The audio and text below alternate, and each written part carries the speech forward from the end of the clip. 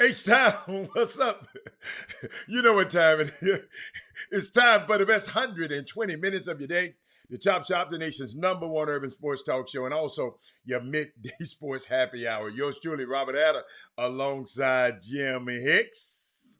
I think he should be coming to you live from Houston, Texas, but we're broadcasting all over the world via Facebook Live and YouTube Live. And it is Thursday? It's Thursday. And guess what, y'all? It's a special day. It's a special day on Thursday. I see you in the background, Coach, as a special guest today, Jimmy. I can't wait. But before we go anywhere, Jimmy, somebody said, what? Jimmy is on here. Man, y'all leave him alone, man. Y'all leave him to Jimmy. Jimmy, I want to share something with somebody before we go any further. I just want, so we won't get out. Let me tell you something. America, throughout history, American history, 115 justices have served on the Supreme Court. Today, a black woman will rise to the bench for the first time. Confirmed KBG. I just wanted to just throw that out there, Jimmy. And Jimmy, I know we got a special guest coming on at in a couple of minutes. So I like you to set that thing up. I had to do that. There was history is about to happen today, but I had to set that up. Jimmy, what you got? Talk to me. Oh man, of course, yes, as promised, it's Baby Friday. Special guest coming up with us short in like 1 minute, 2 minutes.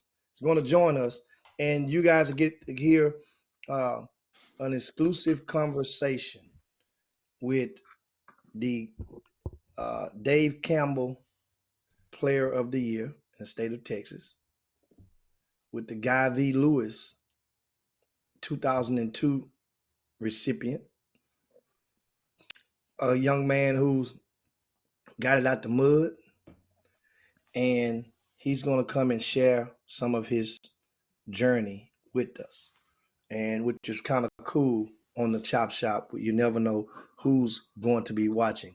And as Hal is getting ready to cue him up in just a second, and remind you, he's only going to be with us for about 15 minutes or so. No, he's gonna be a little bit longer, Jimmy. He'll be a little Jimmy, he gonna be a little longer. You know what? I started to call over to the school and just tell the principal, hey man, this is senior skip day. Y'all find him a hole, let him go in the library. He could have went in the library. They could have hooked him up in the library with the monitors, and the students could have been in there and they could have heard him. This don't. Hey, remember the old hip hop song in the mid '80s? Which one? It was Lottie Dottie, Dougie Fresh. We like to party. And remember when the hook line? What? Say this type of shit don't happen every day. You know see, I don't remember. You remember that? You remember that? You was breakdancing back then. How you know you had the curl? Jimmy, but I just didn't never listen to the lyrics. How did you ever have a Jerry curl? No, it was short. My hair was always been short and sassy. Jimmy, you got a little delay over there. I don't know what's wrong over there, but I'm gonna try to fix it. But no, I can hear you, but you just delaying to me. So even I'm delaying. It'll catch up. It'll catch up. I'll figure it let us out. know. Let's And so let's introduce our guest, Jimmy. without further ado, Uh-huh. we are joined, of course, by once again a young man who's grabbed the hearts of many in the basketball community this year. Took care of his business on the floor. Wasn't overcame multiple injuries throughout the last couple of years and still persevered. Maintained his dominance on the grassroots scene, playing with the Houston Superstars. Did not jump. One of the rare kids that did not jump grassroots teams, yet still made it to Big 12 5-star status as far as his recruitment. And that is PJ Haggerty joining us today. We welcome to Chop Shop. Young fella on in there. Let me bring him in there. Let me see. He coming. There he is. There you go. Over the other Patrick, way. The other way, PJ. There you go. There you go. Come on. Just bring your body over the opposite way. The other way.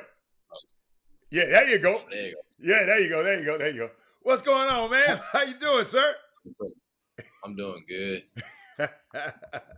Jimmy. So, I mean, this different. Jimmy, I don't recall having the player of the year. Did we have? We had Ramon. We had Ramon. Guy V. Lewis player of the year. But man, it's just so unique to have this kid, Jimmy. Because I remember PJ when a lot of people didn't know. Jimmy, you didn't know about him then. He was a little sixth grader. And I'm gonna talk about that journey, ladies and gentlemen, a little bit later. But Jimmy, what you got for PJ today?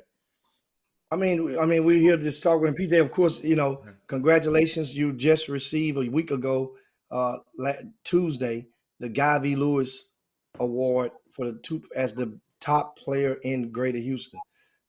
Take us through that. How did it feel? Did you know you were going to win that award when you came into the building? Yeah, when I came into the building, I had the most confidence in myself I was going to win. So I just knew when they called my name, I was just excited. And so now your journey, as Haller said, he's gonna take a blast to the past. He said he knew you when your hair was different. We had a different hairstyle, so to speak. Guess what? It had his body shape was a little bit different. I'm just, you know what? I never forget it, PJ. You probably don't remember it. Y'all went to Austin. I don't think the Chop Shop was even in existence. Y'all went to Austin on a trip for TJ Ford's basketball program. And I'm watching the older players. But TJ told me, hey, stop. I want you to go down here and watch him. I said, man, I'm watching the 17 and unders. No, I want you to go down here and watch it. I got down there, and I saw this little old chubby little dude sitting down there. I said, you want me to come watch him? I never forget it, PJ. And then the game started. Bucket after bucket after bucket after bucket. I said, whoa.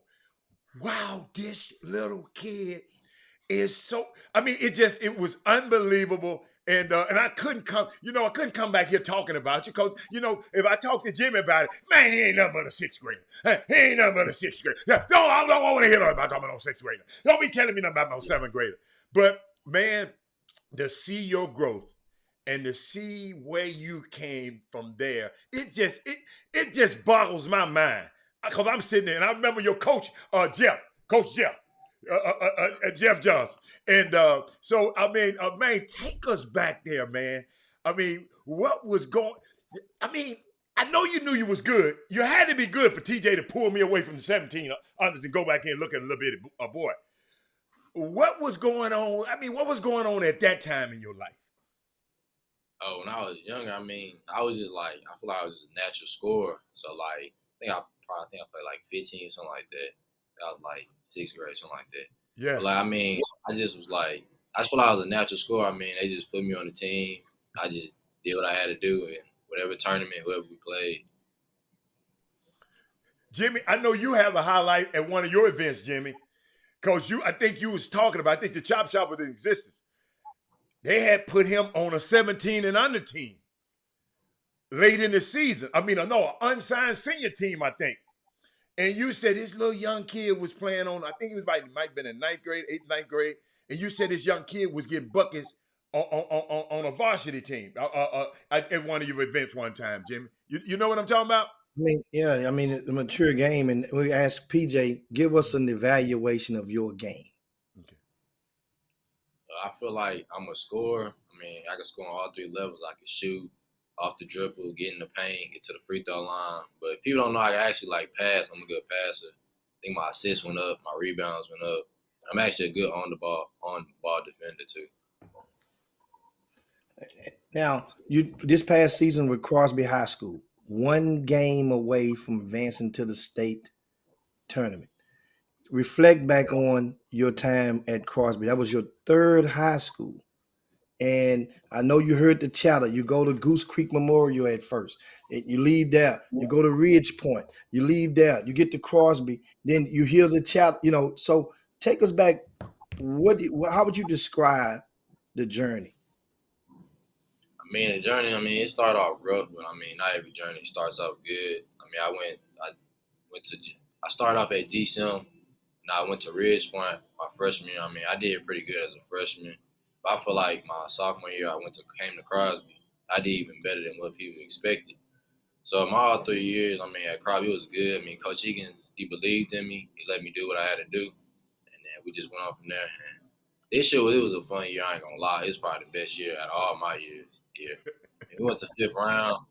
It was a very fun year. We should have really went to state, but some things don't go your way.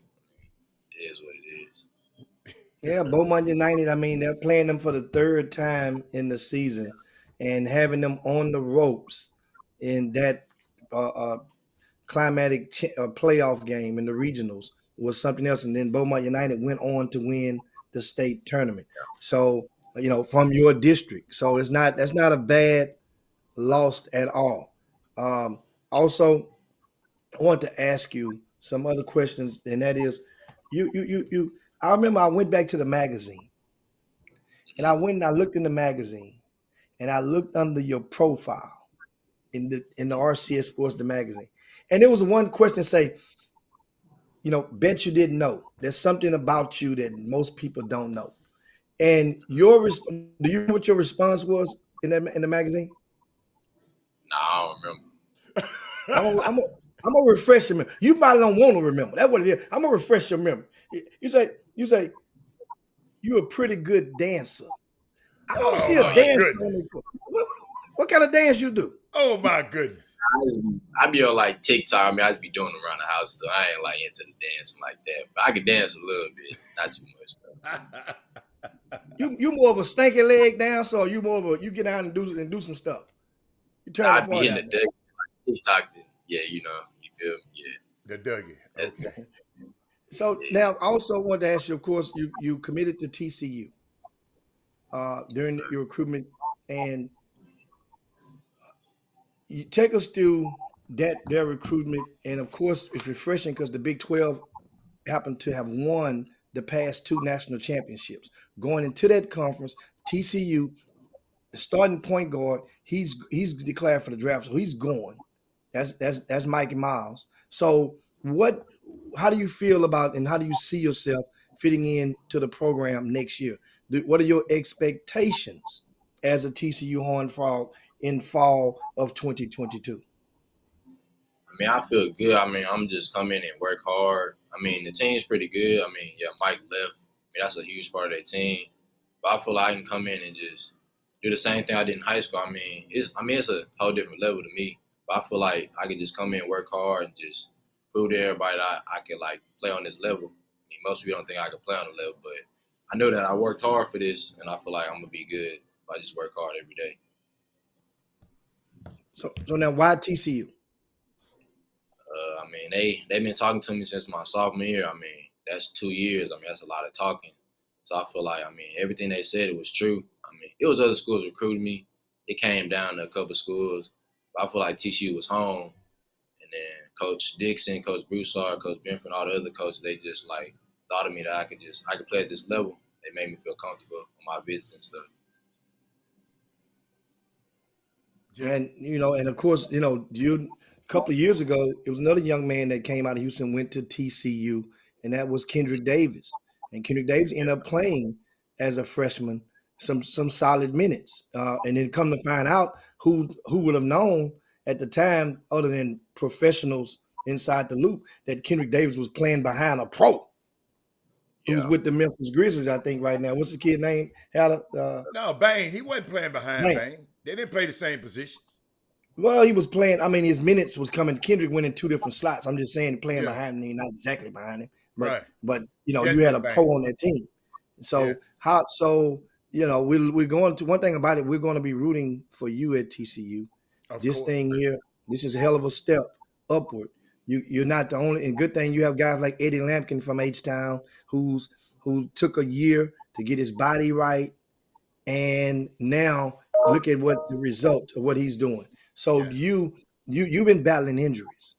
Is there any Yeah. plans or anything for us that you plan on, like first year, getting some, anything, a surgery or anything healthy, fully healthy, or you good to go? No, I'm good to go. I mean, I got like soreness, tightness, but everybody got that. Just treat me every day. I'll be good. No Okay. surgery, no. That's good. I got the chance to go to the TCU's campus for the first time in my life, PJ, over the last month, doing the regionals up there, man. Great, beautiful campus, man. What you you already know where you're gonna stay on the campus? Yes, I'm pretty sure I know what I'm saying. Yeah, I visited everything. They showed me where I would be. Jimmy? So now let's get to the nitty gritty and turn a corner with this conversation. Of course, you just tuned into the Chop Shop. We have PJ Haggerty, and he is this year's Guy V. Lewis Player of the Year, Dave Campbell Magazine's Mr. Basketball in Texas this year, and also he'll be taking his talents to TCU, that's Texas Christian University, which dwells in the Big 12. Your grassroots season. You played with the Houston Superstars most of your high school career. When did you join the Houston Superstars? I joined in my sophomore year, but because of COVID, we didn't play. So then my junior year is my first year playing with Coach Yuri and Superstars. And who was you with before then? I played with TJ Ford my freshman year. Well, all the way up, probably like sixth grade to freshman year. And then I went to sophomore year. So now that change, TJ Ford, John Uri, there's a connection because John Uri coached TJ Ford about 20, 21 years ago in his grassroots career. That experience, a lot of times when you play with John, and John has had a few pros, over a half dozen that have came through his under his umbrella that's went on to the NBA. What was the thing that John Uri was selling that you automatically bought in to leave TJ Ford program and go over to John? Well, I didn't really know who John was at first, but I guess he got in contact with my dad. He told my dad, well, I didn't really have like really much offers or looks. And he told him one thing that I get offers and looks if I just produce.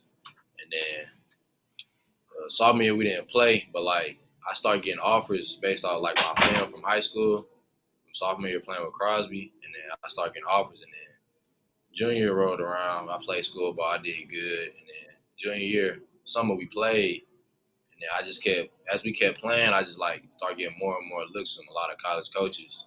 That's all I ever wanted. And what was the one event that you think you turned the corner when you and yourself knew, like, you know what, I know I'm Big 12 good? Probably was on the UA Ride circuit. I think went to Atlanta. Yeah, Atlanta.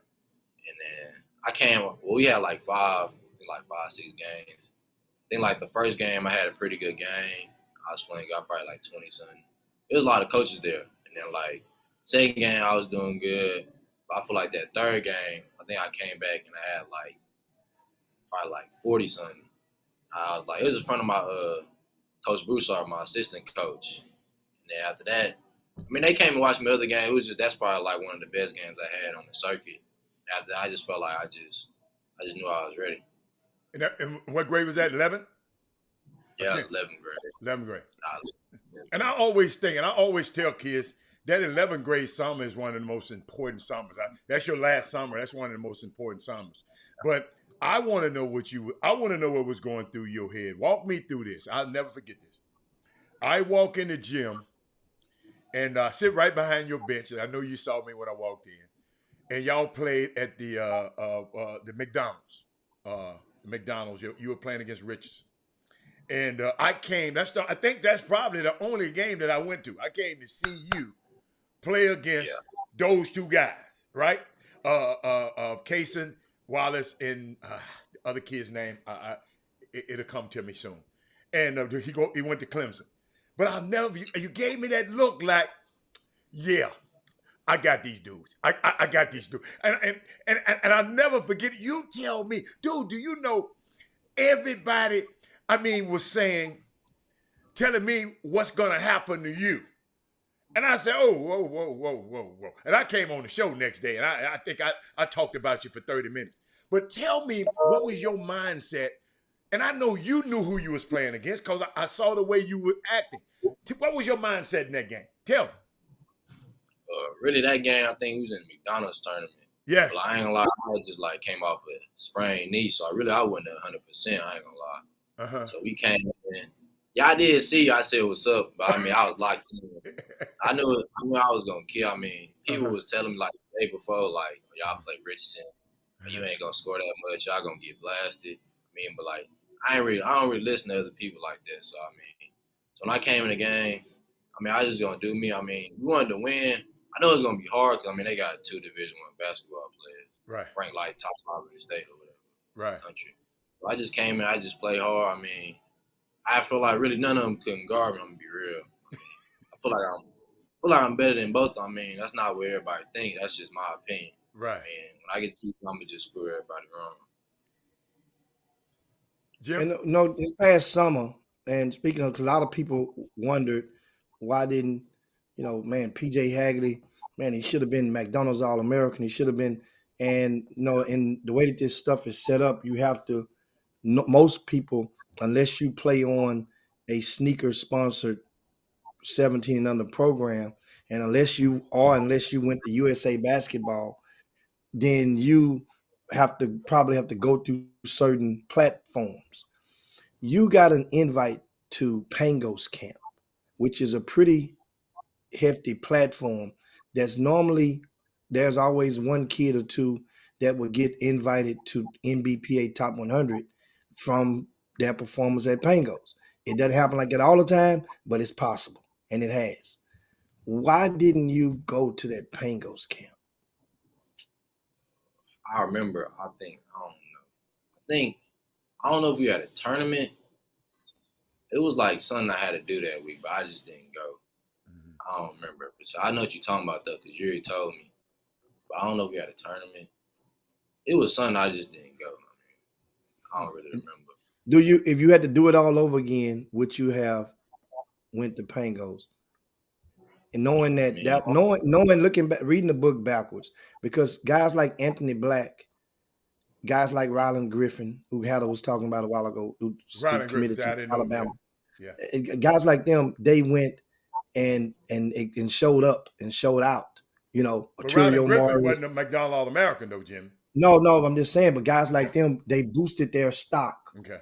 Arterio Morris was there. He ended up making a McDonald's. Okay. And do you regret not going at all on that particular weekend under those conditions? I mean, I feel like it could have been good for me, but not really. What God has in store for me, it's going to happen no matter what. So that's how I see it. I love that. That's a good thing. Now, this past week, of course, in Greater Houston, it's like city like none other. It can be at times in regards to the grassroots sector.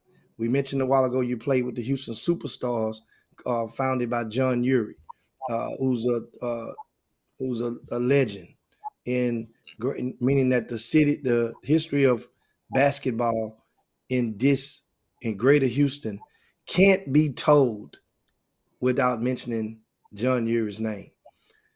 It came a point going into your last summer that you were approached by some of the sneaker programs to go and play in those platforms. You decided to stay with the Houston Superstars. You believed in what John Urey was selling. Take us through that and tell us why you chose to stay.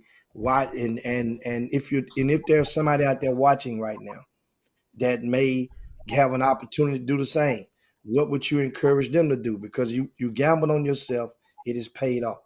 So back in regarding that, why did you turn, what does it mean, looking back on it, you turned down the opportunity to go and play in some of those sneaker-sponsored platforms? And which ones were they? All right. Well, like during the season, I think we played like Team Griffin, Live on the Floor, like those are Nike teams. We won and we killed them. So like, I mean, as the season kept going, I kept doing good, better and better. And it was like teams like Team Griffin, the Hoops, and other teams like hit me and want me to come play with them. Like Peach Jam was just like in the EYBL. But like, I mean, it sounded good at first. I mean, probably if I win, I'd probably be like a McDonald's All-American or whatever. But I feel like, I didn't really want to go because I feel like Urey was like, he told me what it was and he was just like loyal to me and he got me exposure offers and all this. So, I mean, I couldn't like just leave him. So I just stayed with Urey. I mean, I'm a loyal guy to him. So, I mean, that's my guy. He just got me where I was today with all the looks and stuff. So I like that. That's rare. That's very rare what you just said, PJ. No, a lot of guys that play for Urey, they kind of dig. No. I ain't talking about Urey. I'm talking about the landscape of high school basketball right now. Oh yeah, ain't no loyalty. I got a new term. See, you keep that term. I got a new term. I hope Coach in there. Coach, I got a new term. It's called loyalty until. That's what these kids now. I'm loyal until you make me mad. I'm loyal until you don't give me no tennis shoes. I'm loyal until. But you said, man, me and this dude done rode this horse this far. Man, I'm not that, man. Me to go over, I got to meet some new people and be around and go through this stuff.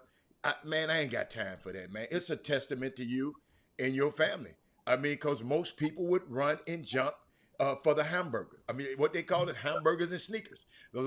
Somebody told me that this morning. Some people would love to jump for the hamburgers and sneakers. But you had a relationship, and I'm talking to people out there.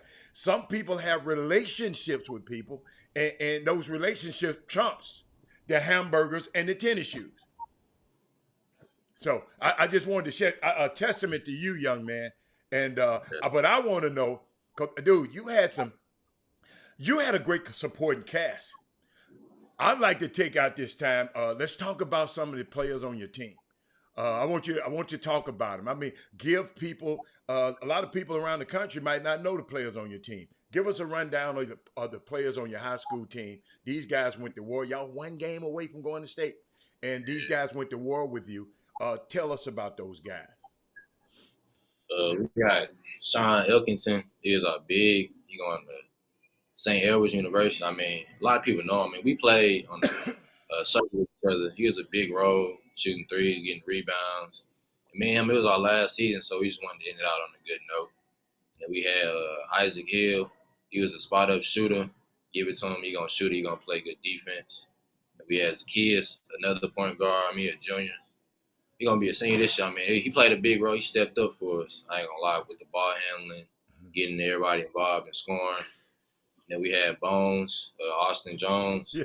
He's a good Bones Jones, baby. Jones. Bones Jones. Hey, you love it even more when you find out he's white. Yeah. With a nickname like that. Yeah. Bones Jones. Yeah. And he going to play hard for you. Uh-huh. Then we had Trey Ball when he came out the bench, a good hustle man. I mean, give us good minutes, rebounds, scoring, blocks. And we had Dylan Banks, a sophomore. He came in and played a big role in our team. That's good, man. I like when a guard can recognize everybody on his team and you broke their games down. I like the way you did that. But we got Ivan Pettit Jr. He's on the Facebook feed, and he want to ask you a question. What's your career high? 59. 59. It was this year. Who did you tear that? Who did you put that on? We played Rosenberg, Terry. We played him here. I had like 59 and like 10 rebounds. Oh, that was a close game, right? Yeah. We didn't have all our players though. Sean was out, and then like a couple other people. We had like 6 people. So we just played. And PJ, when I used to talk about you sometimes, there's some people get on here talking about, well, if he hitting all of them points, what's the other people? Is he doing? Is he doing it? I said, but that's his job. On this particular team, his job is to put the ball in the basket. On some other teams, his job might not be there. Some people's job are to do. You just doing your job. But some people who don't understand basketball is just, well, Robert, he had 59 points. What did the other guys have? Yeah. So, well, do you have anything to say to that? I mean, on the Crosby team, that was just my role to score. I mean, actually, I passed the ball a lot, but like when I needed to score, when I needed to do me, like some game I just had to just score a lot of points for us to win. I mean, that's just, if you're the best player, you gotta sometimes you gotta take the shots, score the most points. In one game, I'm not a selfish basketball player. I ain't selfish. No. Like and stuff. You know what? It was so unique. And y'all played against Marshall, right? A few friends of mine came. You know, they had never seen you play, right? You know, I've been talking about you. They sitting back. Ain't no way I'm going to let him score all them points on me if I was coaching. You know what I told him? That's why your ass sitting up here. You ain't no coach. First of all, ain't no way. I'll double, I'll triple. I say he can pass the ball. I say, you see, then hold up. Right on cue. You kick the ball over there, Sean hit one. Bam! I said, he know how to pass the ball now when they put 2 on it. Then Sean hit another one. Bam! I said, well, he knows how. So, I mean, he said, at the end of the game, we walking out the door. Yeah, man, yeah, man. Yeah. He didn't want to, but yeah, man, yeah. He that good. He that good. But I mean, you just all good players gonna have people like that. Like you said, I never forget. Now, you probably did slip this by and people didn't get this. You said people was telling you the day before you played Richardson about what Richardson gonna do to you. Yeah. And what Richardson's gonna do. And that's why you went out there and gave him a 40 piece in my mind. And thank you, because I got a front row seat. But what else you got, Jimmy? Now, you, of course, if you just tuned in, this is PJ Haggerty, Crosby High School senior, who signed with TCU. He will be attending. And you'll be going out. What day did you say you leave for school? May 30th. May the 30th. When is graduation? May 27th. Oh, you getting right out of here. As soon as you graduate, you rolling. What you getting? You getting a new whip? What you gonna get? We gonna see. No, I said he rolling out going to. Jimmy, I know, but I'm asking what he gonna get for graduate? What he gonna get? You know, Pop's man, you don't know yet. Huh?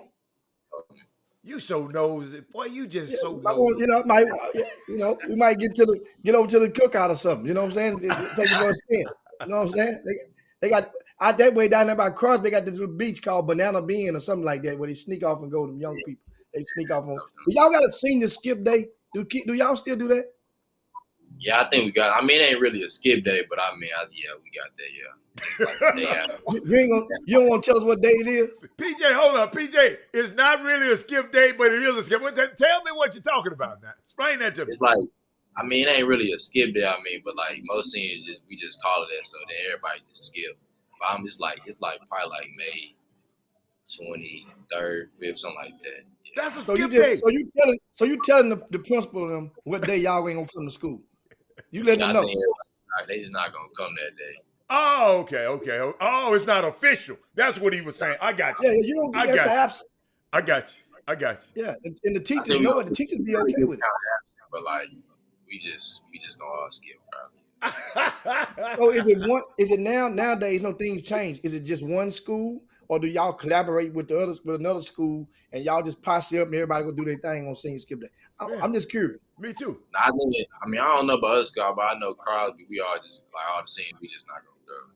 Yeah. In other words, he's not cohorting with other schools and all them schools out there. And no, he ain't doing that. He ain't doing that. They ain't doing that, Jim. Yeah, I think who's y'all arch rival? What school out there y'all can't that cross? Not you, but the school can't stand, and they can't stand y'all. Who?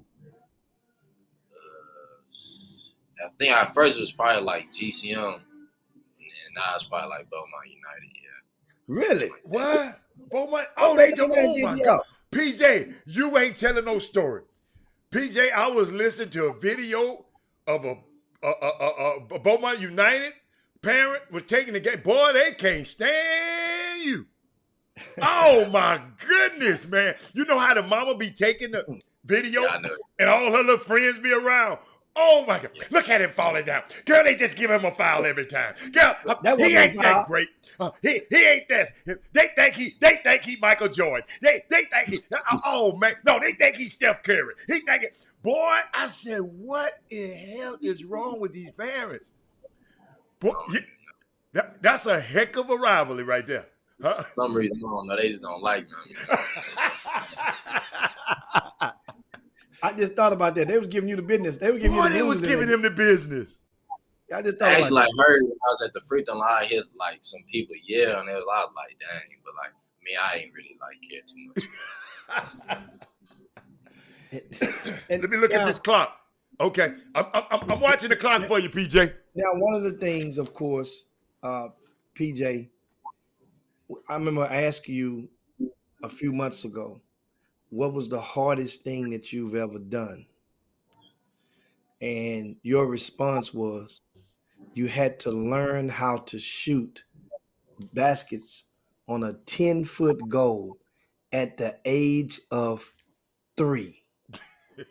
Did I write? Is that answer right, or did I misquote you on that? 3? I think I was 4. Yeah, I was 4. Man, that's the Damn, same. still. 3-4. It don't make no difference. Yeah. Was you able to? Did you reach the nets with the ball? Because that's when you're slinging the ball up there. Now what happened was me and my dad, we went to a park, so like it was Oh. close to my home with it. So we got like a ball. It was like a real basketball though. I was like right under the goal. He actually recorded and everything. He wanted to see if I could make it. So I mean, I just threw it up there. I mean, it went in. After that, I just like pursued basketball. Wow. So now your parents, cool, calm, collected, Oh my goodness. Yes. but I noticed now a lot of parents either they sit together during the games, other parents sit apart during the games. Do your parents sit together or apart during your games? Nah, they sit like right next to each other, just cheering me Really? on and stuff. Yeah.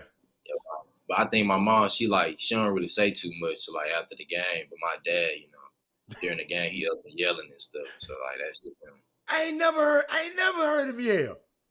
Yeah, he don't really yell, not like no bad thing, but like after we were like in the playoffs and stuff, after we'll win, he'll be like excited and stuff. Oh, okay. Yeah, like not too much. He don't get too loud. And guess what? He shouldn't have to, cause you got the mouth of the South. Oh my God! I was so glad that man went at that game that day. Oh my good PJ, I promise you, I Who you kept talking looking around and I didn't see Uri. I said, "Oh, okay, I can enjoy the game today. I can enjoy the game. I can enjoy the game." What game you talking about? The one against Richardson. He didn't come to that Yeah, one. Yeah, I was in there by myself. Me and Jeff was in there fighting by myself. We was fighting ourselves for you that day. But I kept looking around and said, he must be, I promise. I said, that man must be in a hell of a meeting that he can't get out of to miss this game. Yeah. I was probably at like teaching or something. Like Yeah. that. But your dad was sitting up there cool though. Yeah, he knew what time it was. I told him the day before I was like, Okay. he just sat up there to watch the game. Yeah. All right. What else you got, Jim? Yeah, I mean, PJ Haggerty, of course, you guys tuning in. Make sure you share the show right now to your timelines, to your groups, to your pages. This is PJ Haggerty, whatever platform you're watching on. Shout out to your people over in the YouTube Boom Boom Room, as well as the Facebook, chopping it up with us on this Baby Friday of the Chop Shop. we talked about fans and talked about a while ago. Looking back on it, who are some of your, sometimes you're at games and you notice some of your favorite fans, your favorite spectators who are rooting. This is a time for you to look back at those and give them a shout out. Who are your favorite two fans that wasn't a family member Yeah. that were at your games, throughout the course of the year that you'll never forget, probably for a long time to come? You talking about like just came to the game like coaches or like just like regular There's people, Other there's than supporters of the take program. Uri out. Take Uri out. No family Take member, no John Uri. Who's two people that you'll never forget rooting for you in those stands? Oh, the stands. Yeah. Yeah.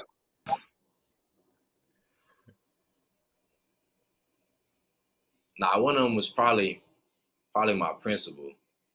Okay. Mr. Dad, he was there he was into it. I ain't gonna lie. Hold on. Was he greater than your dad or greater than John Uri? Nah, he wasn't great in John Ear. He's probably up there. He sat right behind a bench. He was hype. And then I remember him. Yeah. I thought he was a coach one time. I remember him. He was crunk. Yeah. He come down when the game started happening. Hold up. Senior Skip Gang gonna be okay. Senior Skip Gang gonna be okay then. Yeah. Hey, one more. I remember him. Who else? Probably Coach P, football head coach. He'd come on the court and everything. We'd be hyped with him. Yeah. So the atmosphere Football around coach. Crosby High School. Yeah. A lot of people may not know your football team went to state this year. Yeah. Did they win it? No, I think they lost 5th round like us the game before. Yeah, they lost. The Okay, the game before state. And the atmosphere. So when football teams and basketball teams are winning, normally the school spirit is epic under the roofs of certain schools.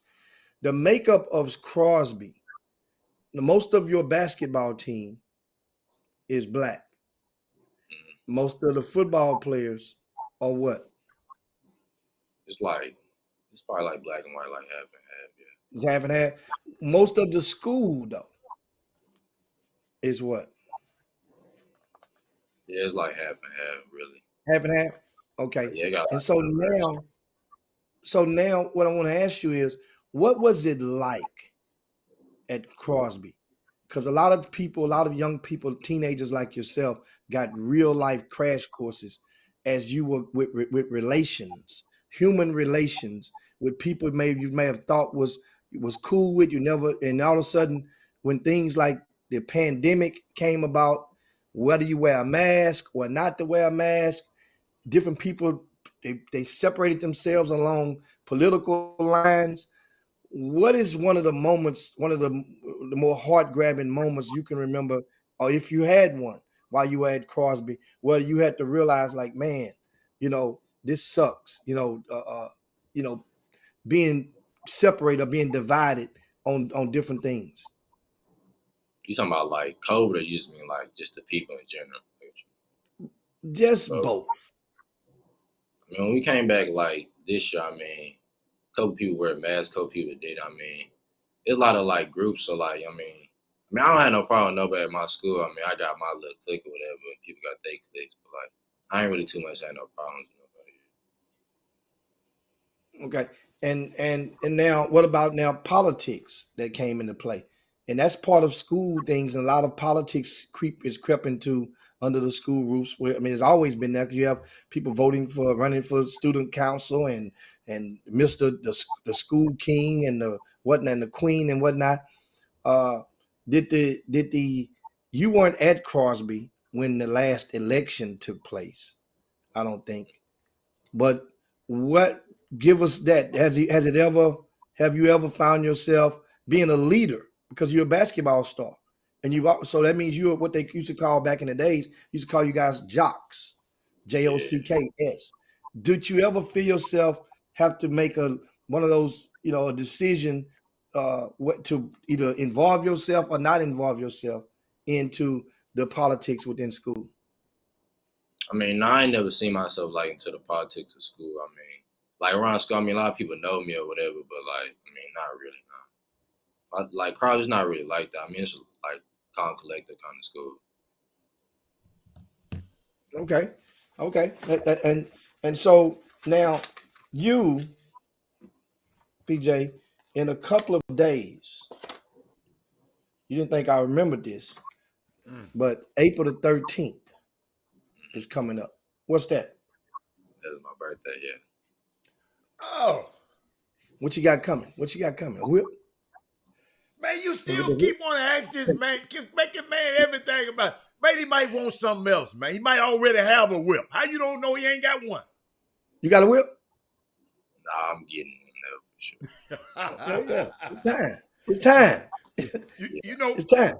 you know what I want to think about? You know, I got the chance to meet Dwayne Broussard, one of your assistant coaches, and he is so excited about having you on this campus. And I made a comment early in the season that, you know, because TCU wasn't playing that well at the beginning of the season, and I said I came on the show and said they could use you right now. Right? Yeah. And coach called me on that. He called me. I said, Coach, I mean, y'all can. But they turned it around. What was the turnaround? I know you've been watching their game. Why did they turn it around from the early season? They were struggling and then wind up being one of the best teams in the nation toward the end. When I went, yeah, I mean they lost a couple games, but I feel like they started playing like more as a team, and then like everybody knew their roles and everything, and lineups and stuff, and they just like started winning. Okay, when it came together, they just had to get to know one another. It was early, so I feel like, I mean, a lot of them was like a lot of transfers. Like some of them really never played with each other. Oh. So like that started clicking. So who was on your recruiting visits? Who took you out? All of them took you out. Or which one of the guys that say, I'm talking about your guys on the team? Which one of the guys you said, oh, okay, I mess with him? Yeah, I mean, I was cool. All of them. I mean, I was with Big Eddie, Michael Peavy. Oh, yeah. Peavy. Yeah. Yeah. A couple others. What else you got, Jimmy? What else you got for the Big 12? What else you got for the Big 12 freshman of the year? I mean, I didn't mean to say it. What else you got? Before we really land the plane, we know that you've done this before. Right. You've been in your bedroom, you've been in the restroom, whatever, and I know you've done this before. But I want you to just share it with us on the Chop Shop. Make my day. Give me your best John Urie impression. Oh my goodness. Oh yeah, that's easy. Like you talking about like just him in general. Just give us something that stand out. Him. Yeah. Y'all already know how John Urie walk. He got the love. Y'all know how he just walk over to the stand. Somebody here see it, be like, I told you. That little look. You know how you do that look. I told you, he point at you like that. Yeah.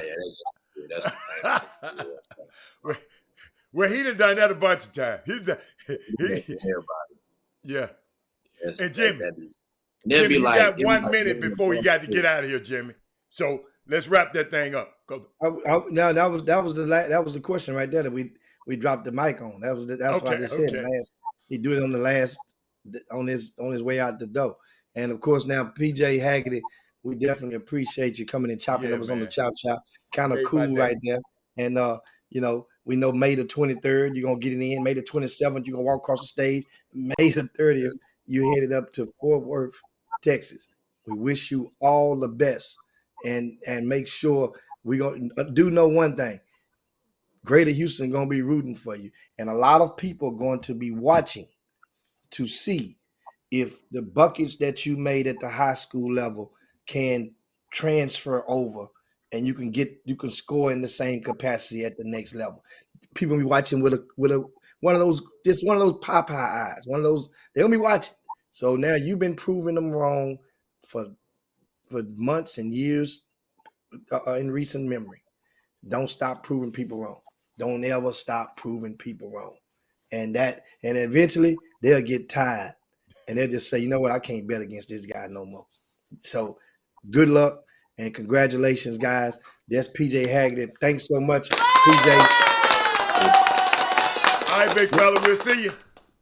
And My man. that is, of course, that is Wow. PJ Haggerty. We guys, you guys, you got to hear PJ Haggerty. He introduced his personality to you. Never before in his history has he talked to the public and to people that he did not know for that length of time. Never. So that was an historic conversation with the young man. You guys, so do know that. And you guys that only one or two of you guys had questions for him. We had asked you, to toss your questions if you did. But now we want to channel on, of course. And he could have did that with anybody in the world he wanted to, and he chose to do it with the Chop Shop, man. Those are kind of things that, man, that I'll never forget. And I can't wait. I got to get me a TCU polo so I can wear it on the show. And guess what? Guess what? One already, ain't you? Damn it, get out of here. The father has. That's right. I got some more. Yeah. You got mine. Some PJ Haggerty. Yeah. I got that. Yes, sir. We got a couple of the t-shirts. Don't you be trying to get mine away over there, because you got a stack of stuff over there for me, I think. That people that gave you for me. Hey, you snooze, you lose. But Jimmy, I want to transition. Okay, I want to transition. But first of all, let's take a quick break. Let's give you a little break, and then we'll come back. But we're gonna transition into some questions that I want to ask about summer basketball. There's some things happening yesterday. We hit on some, but we got a lot of time, so let's take a little break. Let's give my man my ticket attraction, the businessman in here right quick. Welcome to All Ticket Attractions, your number one source for tickets local or nationwide. Here's a list of upcoming events happening in your neighborhood. Join All Ticket Attractions Insider List. To find out details how to do so, please text your email to All Ticket Attractions. All Ticket Attractions would like to thank all of you guys in the Chop Shop for your continued patronage. Now back to the Chop Shop with Hatter and Hicks, your midday sports happy hour. Welcome back, everybody. But Jimmy, I got a whole man, I had a conversation this morning. It's just it probably nothing new to you, but I got a text from. I saw a text from not a text. I saw a tweet from Doug Jones. What did he say? Doug Jones said, "I've been around summer basketball since 2006. I've never seen anything like I've seen in the last 24 hours. I know you got an event coming up this weekend. I know it's the live period this weekend. I know it's a lot of stuff that's going on in summer basketball, Jimmy, and it's troubling. And we can't avoid these conversations, ladies and gentlemen. What it means to hold people accountable, and how we can show up better for ourselves in this basketball community. And like I say, it's a troublesome topic, but it's one that's not going to go away. And a lot of this show has been devoted into talking about summer basketball. So I don't think we should shy away from it now. And I'm just I got a call yesterday, and I'm playing golf, and somebody giving me two more guys. After we talked about Orlando Horton, two more guys left one of our sneaker programs and joined someone else just yesterday. And I've never seen it happen before. Evidently, Doug Jones hadn't seen it happen today. What's going on with the climate in summer basketball? Well, more and more people, first, you have to look at it in the state of Texas. Can't speak for what's going on in other states. But right now in the state of Texas, a lot of people have looked and saw what happened a year ago with Anthony Black turning down the opportunity to play for multiple sneaker sponsor programs and staying at home and playing for a non-financial sponsor program, and also becoming the first McDonald's All-American since the revolution of basketball to do so. So people, that's been a lot of the sale that gave ammunition to the independent. So one unicorn, one outlier caused people to think that way. It motivates those grassroots coaches of the independent teams. It motivates them to use that as their sale. Mm-hmm. You could be, because if I believe in you, you could be that guy. Right. He did this. Mm-hmm. So that's one facet of it. Then a lot of times you have to think about it. Nowadays, with the commercialized and the social media aspect, how do you remember it was just 10 years ago, your son played grassroots basketball. Mm-hmm. Well, you didn't have documentaries on every week. You didn't have video short films every doggone week. Absolutely. You didn't have that. Mm-hmm. So it was like an element of curiosity as to what this Peach Jam looked like, what it felt like, what all these people talking about. Hell, nowadays you felt like you done been there before you even get there. Absolutely. That's a good point. Great point. So that means now once you get the gear and you get a lot of these kids, unlike the older days, here's the thing. And this is out to you grassroots guys, because you feel like you have to do stuff. And I'm thinking like you don't. Mm-hmm. Too many kids nowadays are getting the honey before they paying the money, so to speak. Meaning that they're getting the boxes of shoes and all of the product before they even making a bucket. Now it used to be whereas, no, I give you one pair. You want the rest of these, you got to come and join and play with us. Mm. So after you done had a couple of pair, mm-hmm. you done went on a trip. See, the kids aren't paying for those type of kids mm-hmm. that we're talking about. We're talking about that, right. that 5%er. Yeah. We're not talking about every kid. This ain't this. Y'all sit this one out. We're not talking about the prime time circuit or the Bigfoot circuit. We're not talking about this. Mm-hmm. We're talking about the cream de la highly, the top 10 player in your area. Yeah. Right. Well, they're no matter what team they play on when they get to the 11th grade level, they're probably not going to pay anyway. What comes into a factor is a lot of times other things come into play because you've been there, done this before. As far as traveling, you've been through. So a lot of things you get what, and some people, these kids, their attention. They want something new. They're not the loyal. You mentioned loyalty until. And I've been saying this, man, for years. I told you this 12, 13 years ago. If you're lucky, if you get one good summer out these kids.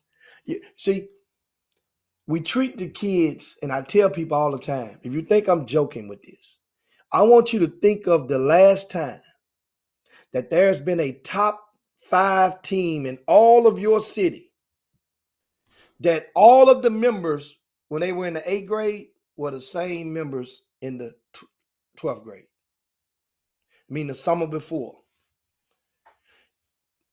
When they're in the 8th grade, they're winning, kicking ass. They're thinking, oh, we're gonna be cold when we get in 12th grade that last summer. Wait till we get to 17U. And I'm looking at them like, y'all don't even realize. It might not be before y'all together when the time y'all get to 17U. You don't even realize because, and that's the thing. A lot of people, it's year to year. These aren't 4-year scholarships with grassroots programs. Just like when you get to college, it's year to year. And this stuff right here, you know, we're almost at rock bottom. We're not there yet. We're moving toward it, but it's good in a sense because it shakes up the market and it wakes people up and it realizes that you have to modify your sales. Your sales pitches, I mean, not your sales selling stuff. You have to go and get better. These kids, the same. If you have to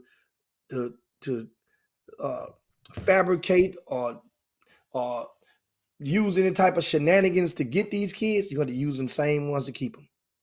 It's an old saying back in the days: if you have to beg them to come, you have to beg them to stay. Sooner or later. And nowadays, Jimmy, hamburgers and shoes will get the kid, but relationships will keep the kid. Relationships definitely matter, and a lot of people. And what we're talking about now is specifically, in case you guys from other states, the Houston Hoops is what we're about to talk about now. I give you guys a chance to tag anybody you want to tag. You can go and share with anybody you want to share right now, so they can come on in and have a seat and get some of this. And and guess what? Give us a State of the Union. The Houston Hoops this week have lost 3 starters. 3 starters, not 3 players, 3 starters to other teams. One of those starters went to a team that's not even financially sponsored. That's Orlando Horton. We talked about him yesterday. And connected. Go watch yesterday's show. I'm not giving you that sermon anymore. We got that. You want to connect the dots? Go scroll toward the end. Get that. Malik Presley is rumored to have left the Hoops and rumored to be going to JL3, which is the arch rival of the Houston Hoops. JL3. That's founded by John Lucas. Malik Presley, he's from San Marcos, Texas. He's played with the Houston Hoops. He was a very key piece in their success over the past 4 years, 3-4 summers. Also, Kendrick DeLuna from San Antonio area. He left the Houston Hoops, and he's going to the Live On EYBL program that based out of New Orleans. Well, now that's 3 starters gone. And this is not mentioning the fact, understand, they de facto, technically, you lost Wesley Yates III. But not technically, because you just said, Jim, if you can keep him 1 year. But they had him on their roster. That's why I said you had him on their roster. Okay. All right. He was on their opening day roster. Wow. So that means technically, you know what I'm saying? So technically, you lost him, but he hadn't played. Wesley Yates said, I'm going to rest. He hadn't played, and I don't think he agreed that he was going to play on their roster, but keep going. Carry on. He didn't tell him he wasn't. He was always a part of the program. Okay. Gotcha. Normally, those guys roll over until you make an agreement. Oh, okay. So he made a decision to go to JL3. Gotcha. Wesley went to JL3, played in one event, and left, and he went to the Live On program based out of New Orleans, right? So now the Houston Hoops. The thing is, 3 players leaving is one thing, but 3 players leaving 36 hours before you are scheduled to get on a plane to take your first leg of the EYBL. That's a devastating blow because plane tickets are got. You follow me? And plane tickets have been purchased. Some of the parents' plane tickets were purchased. And from what I understand, my intel, that the Houston Hoops sent the message out to one of the parents, I want my money back. we got you these tickets, reimburse us. That's a whole nother topic. But back to this thing with the hoops. Here's what I want to tell you, guys. I really, I feel because now Texas is going to have one team that will walk into the EYBL limping. We normally have one place or show with most of our programs in recent years that go to in the EYBL from the state of Texas.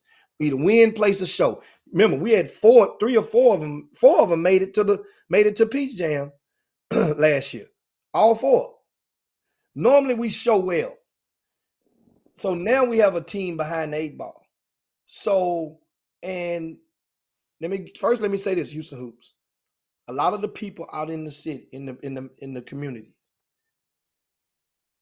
for years you've been the team that plucked from others at will.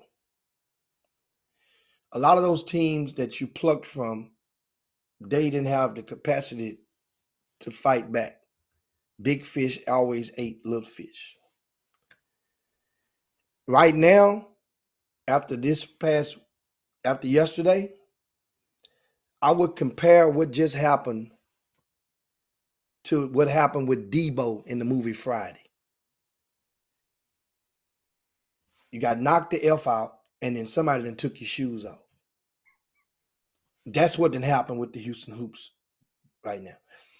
And the thing is, I'm not nowhere near glad that it happened, because once again, I look forward. I thrive off rooting for our team. Why would you be glad when it they happened? go on the national plane? You guys know that. I root for you guys all the time. Right. But this now it's, guess what? Most grassroots teams field a collection of coaches. Nowadays, every single grassroots team in the state has at least one high school coach on the sideline. Every travel, what about the sneaker sponsor team? Every one of them has at least one. Houston Hoops has one. Every one of them have one. That's almost like a gimme. Mm-hmm. You know why? You know what that does? A high school coach, now the rules is in Texas, you can't coach your own players. Absolutely. But normally you get a high school coach because, let me tell you, this ain't just start right now. It's always been like that. The ones that travel, you got a high school coach and you made them part of your program. Not necessarily your 17s. Greg Wise coached the Houston Hoops. Did you guys know that before? Yeah. Ronnie Courtney coached basketball with TJ Ford and the Houston Hoops. Did you guys know that? So now back to this. Okay. Back to this. Mm-hmm. With the staff of the Houston Hoops, there is no way in hell that you should not have had the intel to see, smell, or hear 3 of your players leaving on the same day. It ain't no excuse for that not to have been detected. Normally on the staff, you're gonna have one young guy. He gonna know some of the lyrics to all the rap songs them kids listen to. You got one part of it. Normally, that's how normally.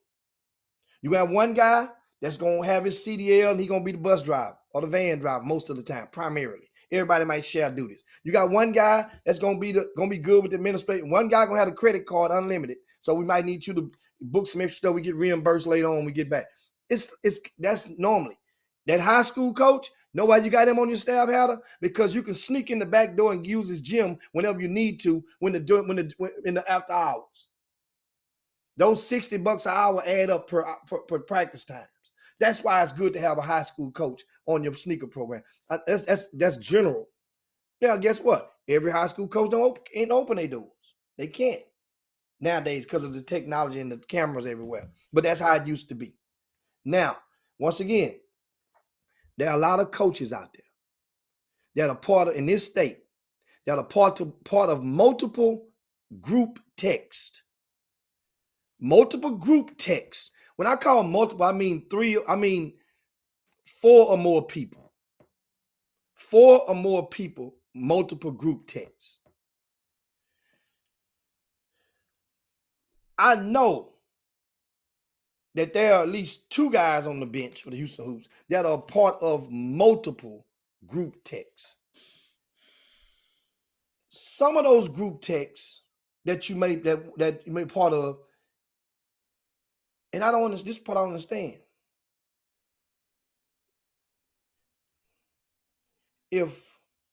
Get this to me now.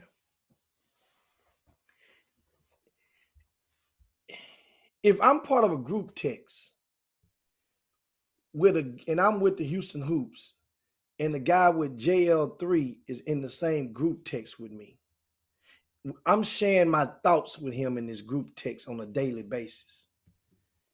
And vice versa. And then finally, the rug get took out from up under me, and I get the whim wham pulled on me. It ain't no way in hell I'm gonna be part of that group text no more, because that means somehow they knew something was going on and didn't even say, "Yo, bro, I'm gonna tell you like a man. Little Johnny about to, they hit me up. We're gonna take him, or what you better try to keep him because he gonna go somewhere." That's the part that I just can't grasp. I keep telling you guys. Let me tell you something. I am not a member of but one group text that qualifies for what I just described. Only one.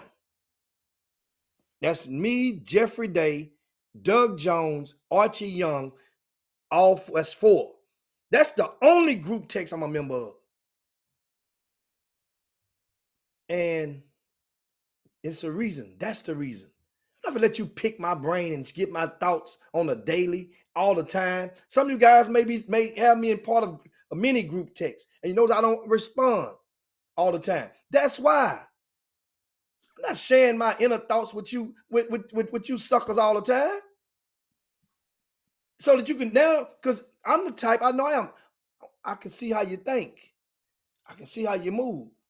I know I know just what floats your boat. And then guess what? When it's the right time, y'all. You're vulnerable. And this is the part that I'm telling you guys. Some of you guys, this grassroots basketball, y'all, listen, ain't nothing wrong with the camaraderie, but it just ain't real. The results are proving it ain't real. You can't be my dude if you taken from me. You can't be my dude, and then you say, no, that's it, man. I ain't had nothing to do with that. I ain't had nothing to do with that. Guess what? Cool. I'm just saying how fraudulent of the behavior patterns. So I'm not calling you guys fraud. I'm not going that far on the ledge. I'm gonna say some of your behavior patterns are definitely fraudulent. It ain't no way. But Jimmy, how you know if you're not in the group chat? Okay, don't say it. No, don't even respond. Don't even respond to that. Keep going. That's another thing. People in group text, they screenshot that stuff all the time. I thank you, but keep going.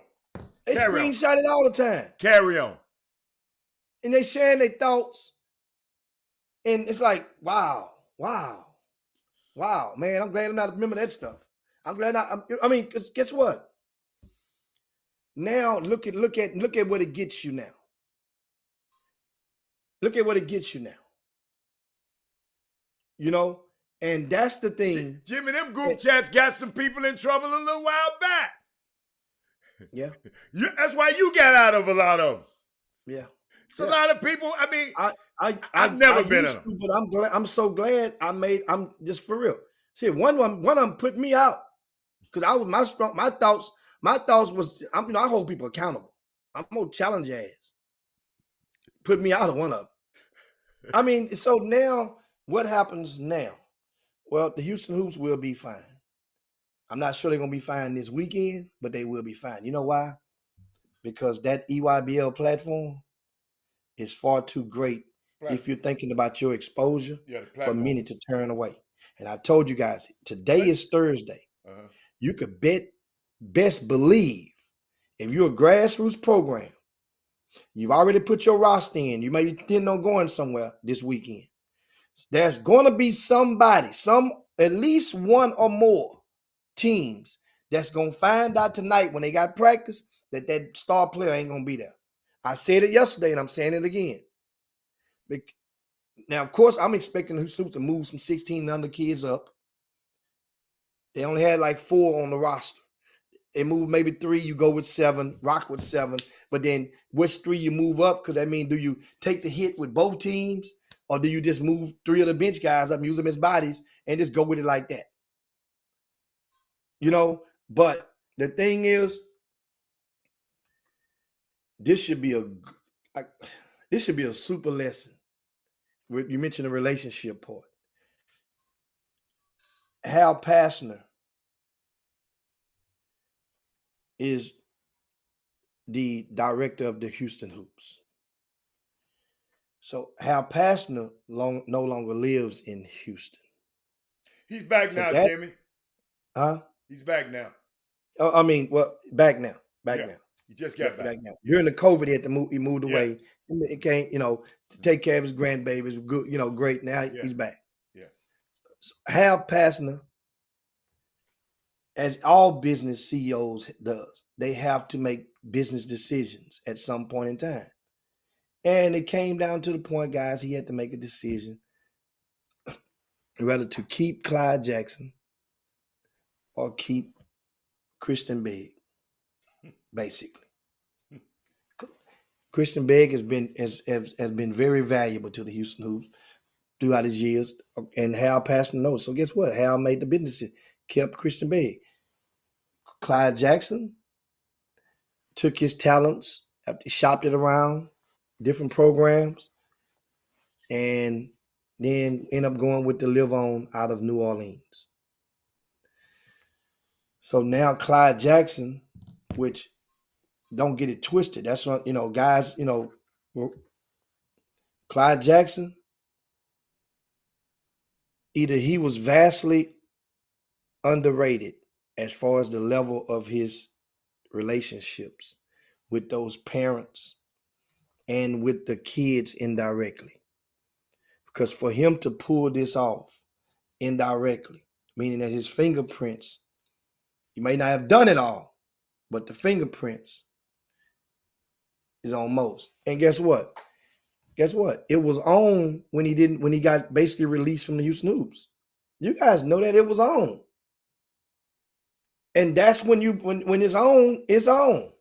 It ain't gonna be on when you want to cut it on. And guess what? You should have seen it coming. No, man, there's no worse time this could have happened than right now.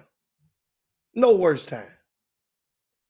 So that's one of those things. Whereas now, I got a message for the Live On program, which now they have at least 4 kids from Texas on their roster. And they're based out of New Orleans. You have Wesley Yates, Kendrick DeLuna, you have Smurf Melinda, and did I say DeLuna? Yeah. I said DeLuna. Who am I missing? Oh, I'm missing somebody. It's 4. It might be another one. Right? So here's what's going to have to happen. Live On has to win. And unlike Chris Walker, his views on winning is not as extreme as mine are. I know the psychology, not from being the basketball player that Chris Walker was, but the psychology of understanding if a person that's used to winning and used to having a certain status. Yeah, Zion Little is over there as well. He's 4th. A person that's used to winning. If you go over there and you get your lip busted, you come back home to Houston, you know what happens? They're not going to say who hit you in your lip. They're going to say, what happened? That's a busted lip. If you come back with a black eye, they're going to say, man, what happened to you? Black eye. So now you get tired of having a bust. The swelling has to go down. And by the time the swelling go down, you got to go back and get beat up again the next week. They must win. You know why? because you have our number one player in the area on your team, Wesley Yates. You have one of the top big men in the state, Kendrick DeLuna. You see the difference now?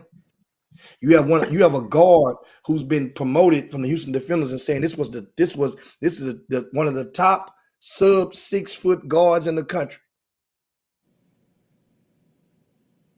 You have him on your team, mixed with your Louisiana stars, Corey, Chess, and all them guys. You got to win. JL3, they lost Jacob Cole. They lost him to a leg injury, but they pick up Malik Preston, they lost Wesley Yates, pick up Malik Preston. JL3 is going to be okay. It's going to be good. We'll see how good this weekend. Don't forget, misery loves company and this stuff. And Chris Walker, has joined us, and you've been around several tracks in this grassroots when it was T-Mac All-Stars at first. It was the Texas Boys Athletic Club. What was the other one? What's the other one? I'm missing one. That's it? No, you're not. No, that's it. What are you talking about? That's it? Those two? I got those two. That's it.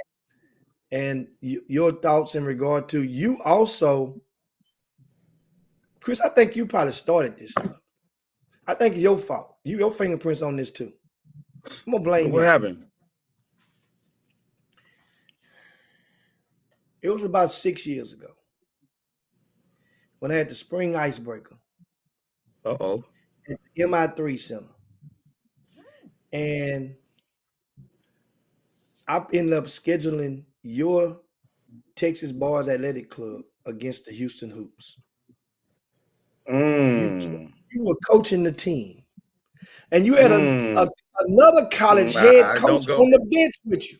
You had another college head coach on the bench with you. You had Tony T. Harvey on the bench with you. You think I don't forget that? I'm like a big fat elephant. I don't forget. I was right behind. I was right over there. But and you had Robert Hatter. So he right there playing. He back there. He playing GM. I know what you're about to say. Hold on. And during the game, which it was supposed to be. Don't say it. Don't say it. During the game, when that game was supposed to have been a good exhibition, it's supposed to have been Apollo Creed versus the Russian. It must have been something good, a good exhibition. You ended up winning the game. If he dies, he dies. You ended up winning the game. And as you win the game in the closing moments, you reach down and you look down at the other bench and you yelled something to the other coach. I don't remember what you said. Don't say it. You said you know what I said. You know what I said. Don't even say it. He talked real bad that day, but but guess what? I will never divulge what he said. No. Anyway, what's your point? So Jimmy, just go and say what I said so you can tell a story so we can get to why you think I started whatever you think I started, which is not true. Because that let other people know that you gave inspiration to the have-nots, to the independent teams at the time, that they can do it too. And as a result, the Houston Hoops did not want to play any other team from Houston from that point on in the icebreaker until like maybe recent years, to like this year maybe. They was like, they're not even playing the team. People didn't realize that was why. You started that. So that meant that what it did was it added fuel to people like, man, why they dodging? Why they don't want to play us, man? And you don't realize you have a deal. This is what happened if you play a local team and they beat you. So that's what I meant by you started it. Your fingerprints is on the beginning of that, because it was okay. Nobody never thought about it, but you magnified it at that time. You magnified it. Here's the deal, man. Even back then, here's the deal, man. That could only be so many sneaker teams. There are a lot of kids in Houston that are good players. And, I think Harrison, who still has a deal, was the Adidas rep. Under Armour guy. I had a separate Under Armour thing with sports marketing. So I was still able to, do what I want with my program like it was a team but I didn't play on that circuit. So obviously being a college coach and being in it before, I knew how to circumvent the system where I could, still have kids that played at the highest level. All my kids went to college. All my kids played at the highest level, even though we didn't play on that circuit. So there's different ways to skin a cat. I mean, would I prefer to be a sneaker team? Yeah, absolutely. You prefer to be on the circuit because they make things easier for you. But at the same time, if you have good players, they're going to be there. No one signs guys just because they play for a sneaker team. I don't know where people get that mess from, but ain't nobody doing that. Just in college, the NBA don't sign guys just because they the player of the year in the league. They don't draft guys just because they because we think they high level first team all league. They don't do that, and college coaches don't do that either. So a lot of stuff is pushed out there about what they think is going on, and social media obviously plays a part in that, but the attraction is always on the last page, man. Everybody got a lot of energy on the front end, but they don't have that, as you guys always say, show that same energy on the back end. But you're right. And what I said EYB what? Is that what I said? What did I say? EYB what? EYB who? EYB who? EYB who? Yeah. Oh yeah, that was a different time, man. That was a different time. What's that? I didn't say nothing. I can't hear Jimmy. What'd you say, Jimmy?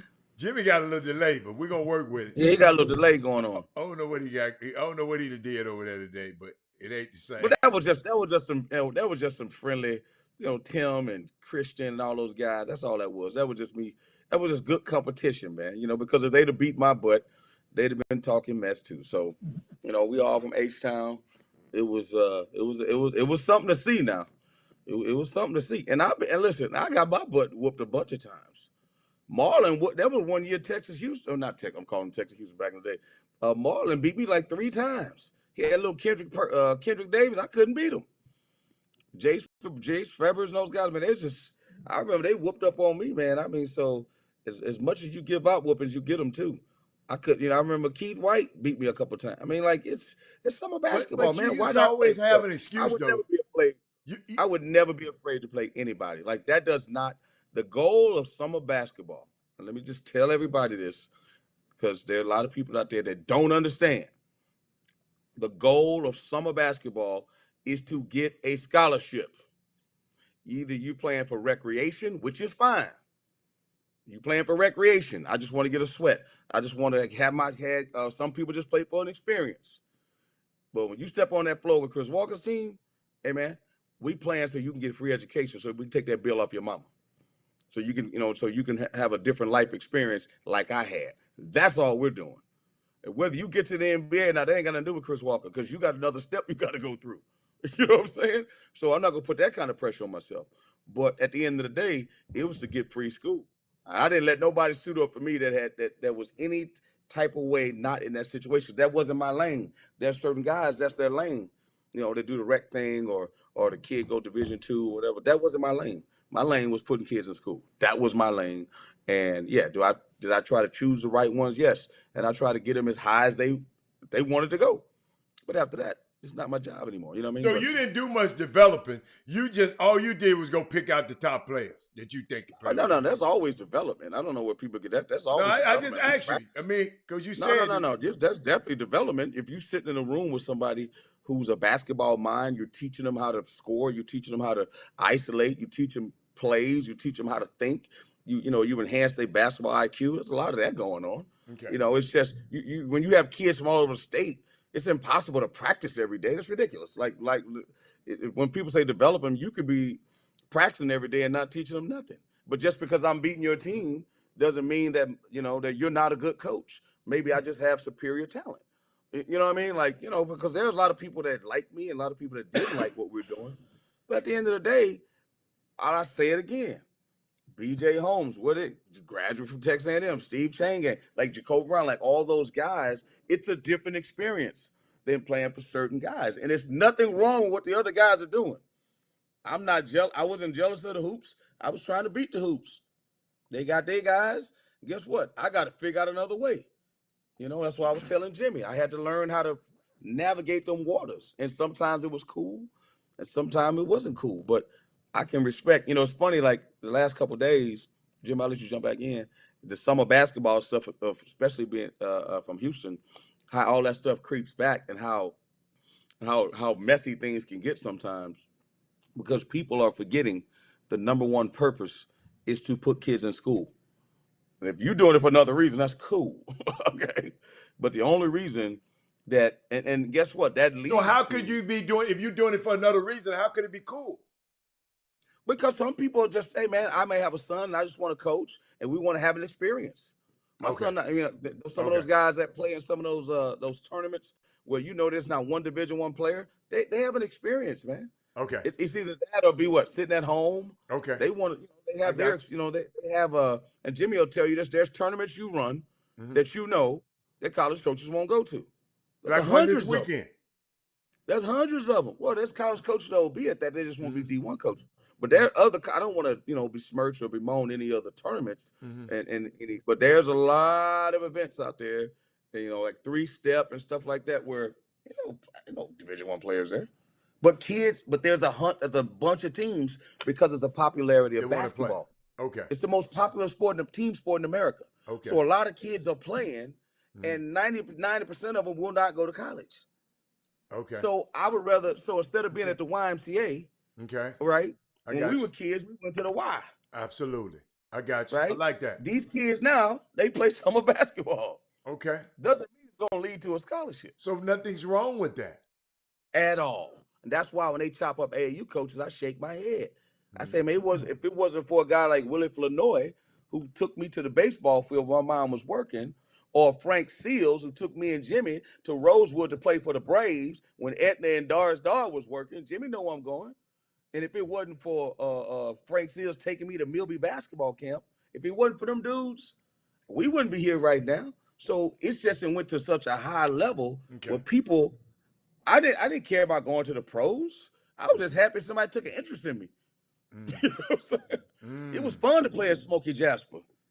We didn't talk about being Astros and Cesar Cedeno and all, right, Jimmy? No one talked to, we played Pop Warner football. No one thought, hey, I'm going to be Earl Campbell or Dan Pastorini. We didn't think like that. I didn't either. I didn't even. We were just happy. We were just happy that somebody took an interest and we got a meal and somebody would take us somewhere. Jimmy, right or wrong, Jimmy was there with me. Hey, Chris, that was one of the most profound exchanges that I've heard in a long time. Because you made me think. You had made me go back and wasn't thinking about going to the NBA. Wasn't thinking about that kind of stuff. I was just playing. And I enjoyed playing. And now, I remember that time you talking about, we were in the gym and you talking about I called you a dream killer. And you made so much sense because I went around the gym and I was asking all these kids, you plan on going to the NBA? Yeah. You plan on going? Kids that couldn't play dead. Tell me they going to the NBA. And this phenomenon about what you said, the most popular team sports in America, basketball, I think we need to get back to understanding its different levels to it. But some people don't want to be realistic about the levels, though, Chris. I mean, I get it. What you about to say, Jimmy? Well, a lot of people back then, we're talking about back in the days, and what's happening is, and I always try to make an effort to remind folk that basketball, most of the star players in America are black youth. For years, white folk have ate off of the backs of our black commodities, assets, because of their talents in sports. When you was a high school star at Milby, Chris Walker, Grassroots, they had a grassroots scene.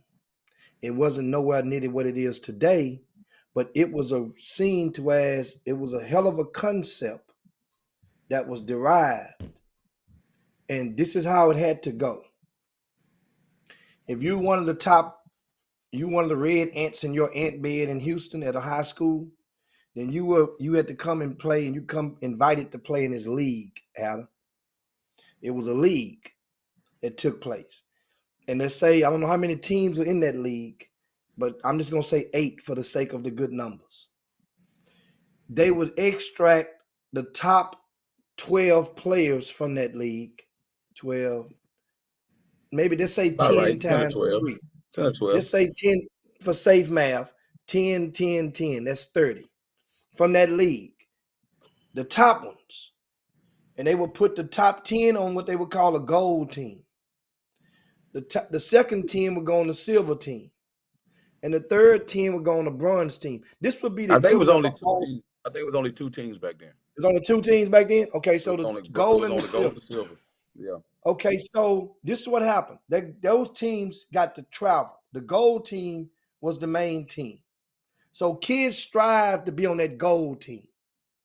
You represented you were part of the 1% of the city because that was the only team that traveled outside That's of right. the state. That's right. It was That's called right. the BCI. That was the head counterpart to the AAU. BCI, I think it was nationals held in, I want to say, Arizona. It was at Arizona State University. So the guy that ran the BCI in Houston, that was, of course, there's a lot of guys had fingerprints on it. You know, a lot of brothers were involved as well. But the guy who ran it, who was the CEO of it, his name was Jay Parker. Back then, Jay Parker, all of you name the colleges, they would come through Houston. They couldn't get to none of our black kids without doing what? Going through Jay Parker.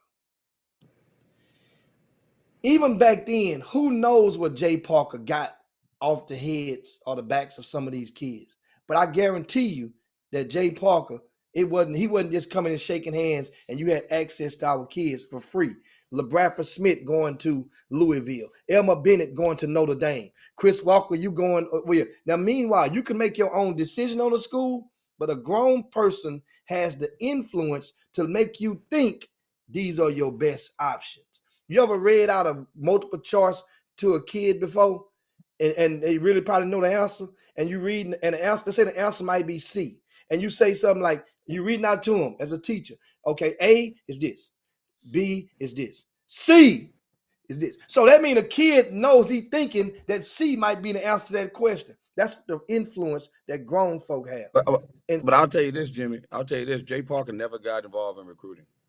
So whatever he did it in a different way with the coaches directly, kind of like you guys would get a scouting service or whatever. He was never involved in any recruiting because I played on the funny thing is Herb brought up some funny stuff because Elmer ended up being Mr. Basketball and myself, I want to say Derek Daniels was second and I was third as the runner-up for Mr. Basketball. And that's where it should have been anyway. Yeah. Back then, no, Derek was a hell of a player. So was Elmer. But I played on the gold team twice. Elmer didn't. See, I played with LeBradford Smith. Elmer played on the silver team. Because I played usually only played 1 year. Because they kind of started LeBradford. So I played with LeBradford as a junior, and then I played as a senior on the gold team. But again, you're talking about guys, that gold team was loaded. I mean, it was loaded. Basketball just wasn't huge like that.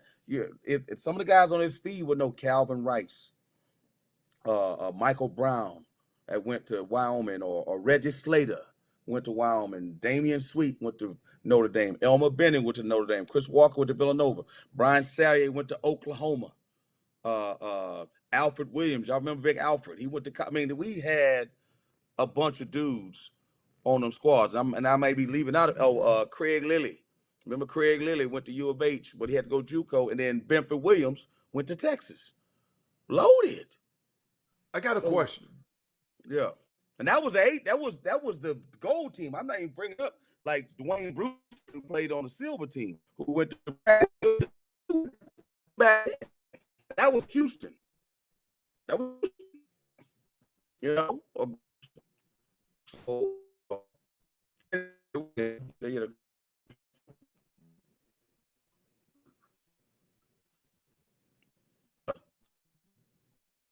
we lose Hatter? Y'all lose? No, I'm here. You say you had a question. Oh, I was waiting on you to. Oh, okay. My question Oh, is, hey, I don't know. y'all taking us through this history, Jimmy. But what's the reason we going through this history? Because my question is, I'm talking about the current situation and bring this. I know you got a reason to bring up this history, Jimmy.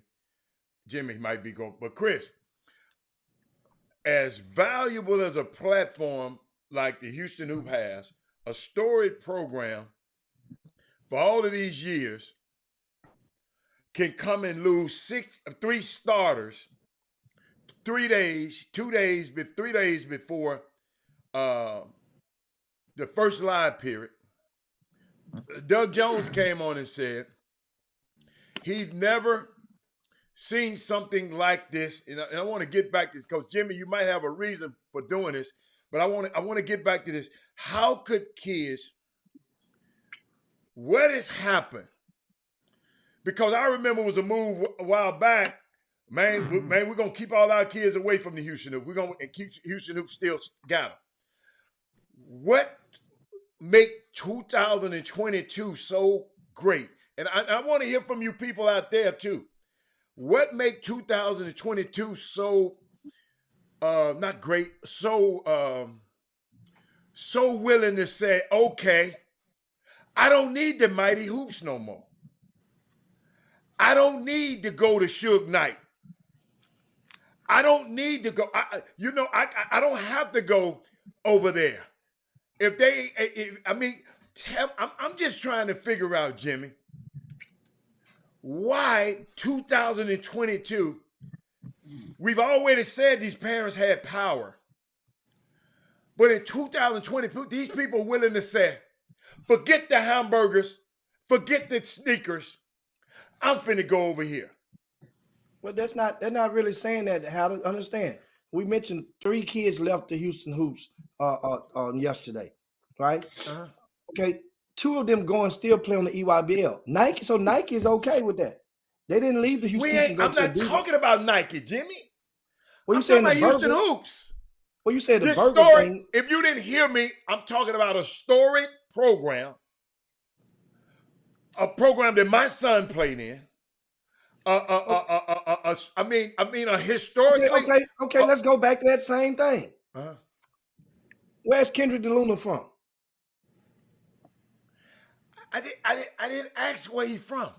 Okay, he's from San Antonio. Uh-huh. He didn't grow up wanting to play for the Houston Hoops. Where's Malik Presley from? He's from San Marcos, Texas, down there by Corpus Christi. He didn't grow up saying, I want to play for Houston Hoops. He didn't grow up having them at his disposal or understanding the allure or the attraction they had. So guess what? That's 2 things to think about. That's 2 things. So that means now it's about they want to play on the EYBL. Okay.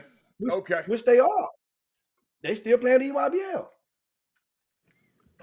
Presley's not. Presley is going to JL3.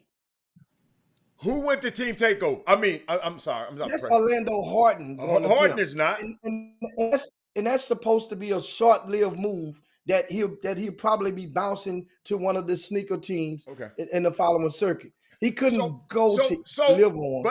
But I'm back to you. Back to this. You're not explaining me. Why are people leaving? So you're saying long as they can play on the EYBL, they're all right. It ain't got to be with the Houston Hoops. Yeah. That's what I'm saying. That's what I'm saying. For those who want that. So think about it. If it was the only option, right?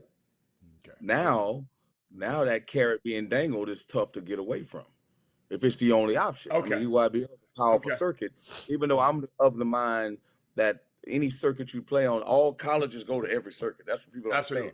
Absolutely. It's just that the writers people got to understand, and Jimmy, make people understand this. Ochai Agbaji was ranked 350th in the country. Yes. He's going to be a first-round draft pick, right? Yeah. He was in Kansas City. And a senior. In Kansas City, playing on AAU teams, parents sending out letters and stuff, and nobody take him.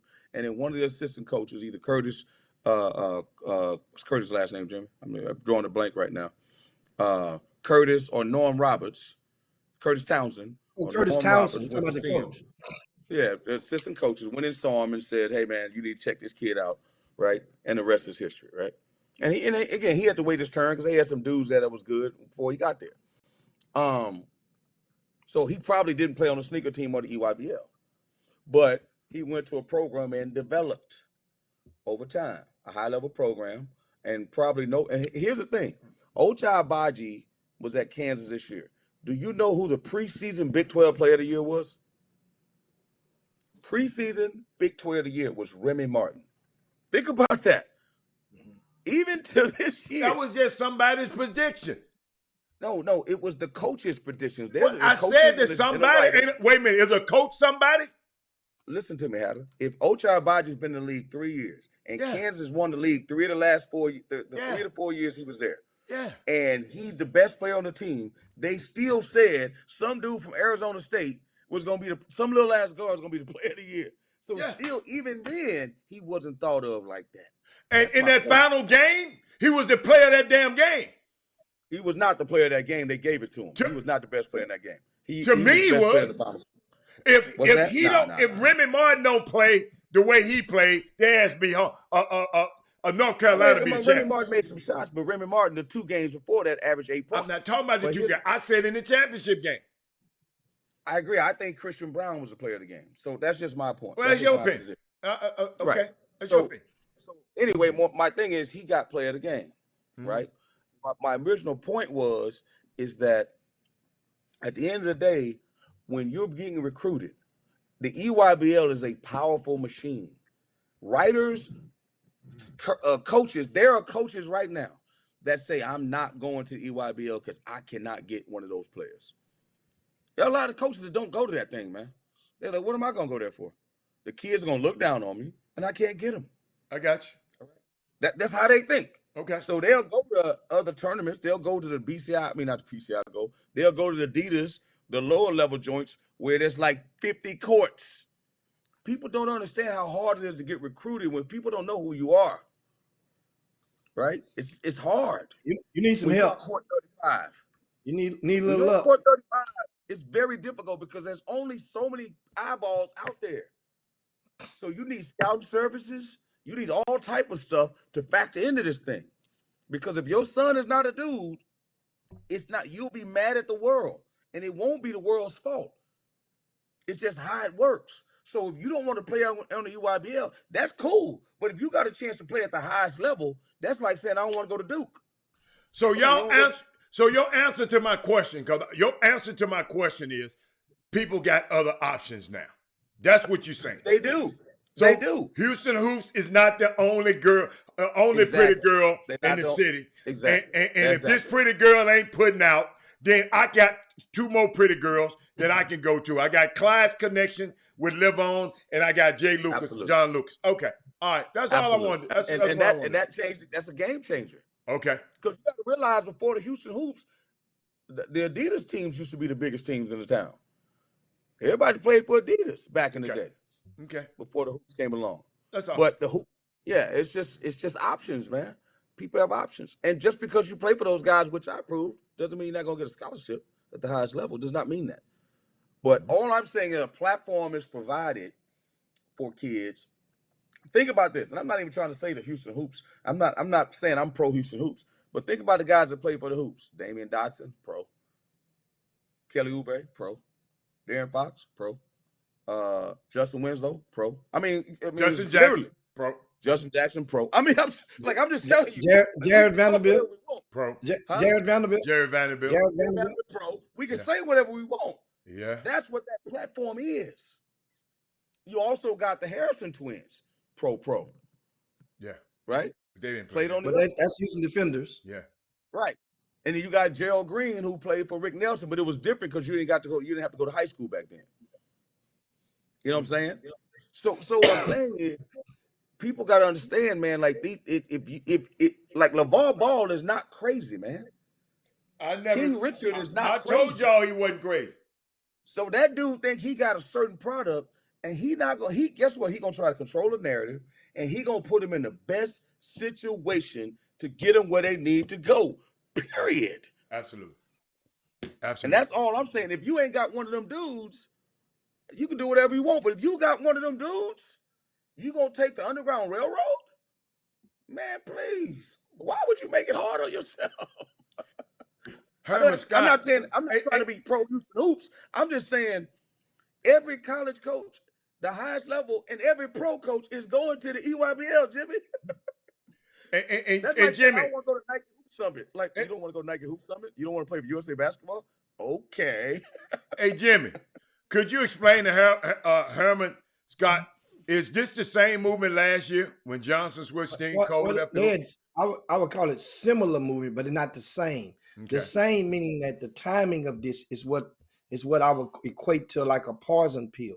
The timing of this year's movement, three young men left after. Understand this before the first session. You hadn't even, not only have you not played, you're 36 hours from getting on the plane. That's one thing. Number two is the Houston Hoops just went undefeated. They haven't lost but one game all summer, all spring. They're like 13 or 14-1, something like that. So they've been winning. The one game they lost was to Live On during the spring icebreaker, a game which they was winning pretty much most of the way. And Live On scored on a breakaway, a basket in the closing seconds. So my thing is, it's not like they were losing and the atmosphere that a person feels when you're losing. This is different. Kids don't normally leave teams when they winning and you're starting. You leave when your playing time is compromised or maybe deflated or maybe fragmented, and your role is something else. Yes. But it's always gonna be something. Yeah. It's always gonna be something. But listen, man, a kid will leave a winning team if he's not playing. A kid will leave a winning team if he ain't playing. So, that's why I always kept my numbers down. Because at the end of the day, here's the deal. You walk into a gym. You know me, I give them 1,000 pair of shoes. They get everything they want. We stay wherever we want. We eat whatever we want.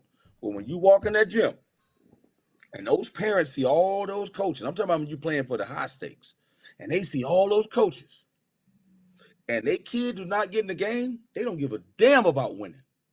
Yeah, you're right. I'm telling you. When they see all those coaches, playing time is compromised. I was one. I'm telling you.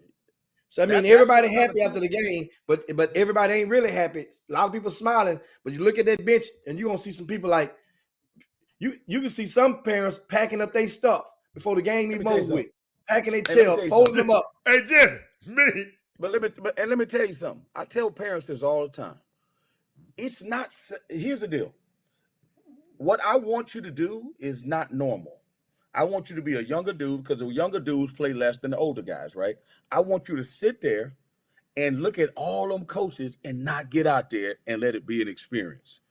And you looking at me like, hold on. I want my son to play. I don't care about that. So what I would say is, you know what? I need to keep my numbers down where everybody get that experience, because what I don't want to deal with is that. I can't control shot making. I can't control whether you turn the ball over, but I can control who I put in that game. I can control that. So the one thing I don't want to deal with, right? I used to rotate my starters to make people happy. Hey man, we're gonna rotate starters, man. Now it was one dude that never not started, but by the time you get to the fourth game, they understood it because they all played a lot. But that's all communication. Hey man, we all stars here. We all high major dudes. Everybody gonna, and then what you do is you don't start in the first half, you start in the second half. Kids ain't that hard, man. They ain't that hard, So whether it's the non-social media or whatever, it's still playing time. It's still about players. It's still about coaches. And at the end of the day, if you don't communicate well with your parents and your kids, it's always gonna be a problem. Because guess what? Every day you ain't, somebody else is. It's just the nature of the beast. It's the nature of the beast. There's no contracts. There's no contracts. So, hey, let me tell you something. I wish one of my parents on here. The weekend before the game, on Friday, on Thursday night or Friday, guess where they were staying? Not at home. That's right. Y'all coming to the crib. We don't do. Nah, man. No. Y'all coming to my house. Now, what's the reason? What's the like somebody gonna show up? No. We're not doing that. What's the logic and the reason for that? Because it's foolishness. I get it. Look what just happened with the hoops. It's foolishness like that. But I'm not saying that. they couldn't spend the night with these dudes left today. So I mean, I understand that. No, they leave tomorrow. They're gonna leave. No. I said if people left the team yesterday. I understand that. Yeah, I understand that. But again, I don't know all the particulars. All I'm saying is the reason why I did that because I want to make sure that we connected. Okay. I want to make sure they will meet the night before. Right. I don't want to make sure nobody late to the game. I want to make sure none of that's going on. I know for a fact I got all my dudes with me. I like that. I like that. And we'll be at the game. We're going together. I like that. We're going to eat good. Y'all going to hang out because a lot of them was from out of town. A lot of them hadn't seen each other in 2 weeks. I mean, you got to get them dudes together. You can't just show up at the game, man, and then worry about a parent. Man, it's rule. It's levels to how you do this, man. So everybody did it differently, man. But I mean, I think being a college coach helped me with some of basketball. I just know how treacherous things could be. And you can't, man, let me tell you something, man. Jimmy running the tournament this weekend, right?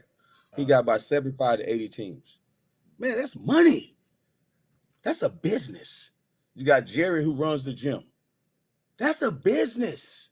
You got parents who work hard to buy shoes and sneakers for Nike. People coming in town buying gas at $4 a gallon. That's business. People renting cars and vans. That's business. People need to understand this is business. People being able to go to schools like Villanova and Cal, it's $80,000 a year to go to for 4 years. That is business, gentlemen. And when people start understanding that and stop getting out of this little petty tweeting stuff, petty social media stuff, all this petty stuff, and understand this is business. And when you start approaching it that way, you go to your job and you know what? I can't stand that person, but I'm not going to say nothing because I like being able to pay my car note. I'm not going to say nothing because I like my house I live in. You treat it like business. They try to treat AAU like something else. It's business. AAU or summer basketball. Am I lying or what, Jimmy? It's business, guys. And that's the way I treat it. Hey, man, this business. Serious. It's business. And end of discussion. All parents, most parents know it's business, but the business don't become a business. They don't get their DBA, so to speak, until the kid get to high school. About the 9th, 10th grade, that's when the DBA part come in. So a lot of them don't know. A lot of them don't know. They don't know. When that 10th grade come, that's when things change. That 10th to 11th grade, those last 2 summers is when the fangs come out. The smile, and you start seeing fangs come out. People, they turn into, a whole different person. And I just think a lot of that is pressure because there are so many, a growing number of families who have not properly saved for the possible rainy day that their kid could face when needing expenses taken care of to go to college. So you haven't saved money. Then they're precious because instead of saving the money, you invested that money into all these years of him playing that sport. And the expenses, they doubled. They tripled in some cases because now instead of going to that trainer once a week, you need to come 3 days a week. Now, as you mentioned, the gas going back and forth. And it's just so many things making you believe that you must do it all the time. Or if you're not doing it, you're going to get left behind. That by you resting, the next guy is going to be getting better. So different people are getting sold different type of stuff. When back in the days, I'm like in my mind, okay, these guys were getting to the league playing once every 3 weeks. So why they got to play every But no, they weren't, Jimmy. See, here's the deal. That's not true. When you say it that way, it makes it sound easy. Man, guys wasn't. A guy. A guy. But not guys. A guy. You see what I'm saying? A guy. People think it sounds easy. All I got to do is dumb it down to your rankings. I don't have to go nowhere else. I just talk about RCS sports. It ain't 5 guys every year. So what do you mean? What do you mean, guys? It ain't even guys getting. No, he was just saying. Maybe he was just saying as a broad base, guys were making it to the league because the league was having guys in the league. It's still going to draft every year. Yeah. No, I get what you're saying, but I'm saying we got to be careful how we give it to them because it's Okay, sender I got receiver. you. I got you. You know, because they think like Jimmy just made a great point. Well, I got to pay more for a trainer. Your son 5'8", he's not going to the NBA. What you paying for a trainer for? Again, recreation. It's business. Do you understand? You will put money in a money pit. If Jimmy don't have you ranked in the top 100, you probably put money in a money pit. Sometimes you got to understand what's going on. You got to learn and read the tea leaves. And then because what you do is you get mad at the world. You get mad at the AAU coach. You get mad at the tournament director. You mad at Paul Biancardi. It don't work that way. It don't work that way. Hey, I want Jimmy. You got something to say? Because I want to make an announcement. Thank you, Georgia, the state of Georgia. Without you, there would have been no confirmation of KBJ. Reverend Warnock and Ossoff. Thank you, Stacey Abrams. If those two guys don't get elected, this woman wouldn't have got an appointment. We're talking about got appointed because those other clowns they did what they do, and did not want to elect this woman and confirm this woman after confirming them two clowns they did in the last days of the other administration. I didn't want to take the subject, but that's historic. If we don't win those last two races, if those WNB, I'm bringing back to sports, if those WNB, those Atlanta Dream That's right. don't go and push, because guess what? None of these two, Ossoff won because of Warnock and that wave of Warnock. Those young women put on that shirt said, vote for Warnock against their owner, Kelly Loeffler, and make this happen. So I know we talking about all this other stuff, but let me tell you something. This is very, very important that we had a group of women, the Atlanta Dream, said, forget their owner. I'm finna support this guy who is running against my owner. Who had all the money in the world to burn. That's why I'm trying to tell you, you got to legislate behavior. You can regulate behavior if you get off your butt and understand how the game works. The same way we talking about sports. Understand how the game works. Stop walking around letting the blind lead the blind. Participate in the knowledge part and not just the part that make you feel good. Well, I mean, Because you see what Abbott doing. You see what Abbott doing. You see what a girl on the floor talking about what Abbott trying to do. I mean, it's you gotta understand, man. You got to get in the game mentally. You know, parents contribute to the commerce. Like youth tourism is an $8 billion industry. Let me say it again. Youth tourism is an $8 billion industry.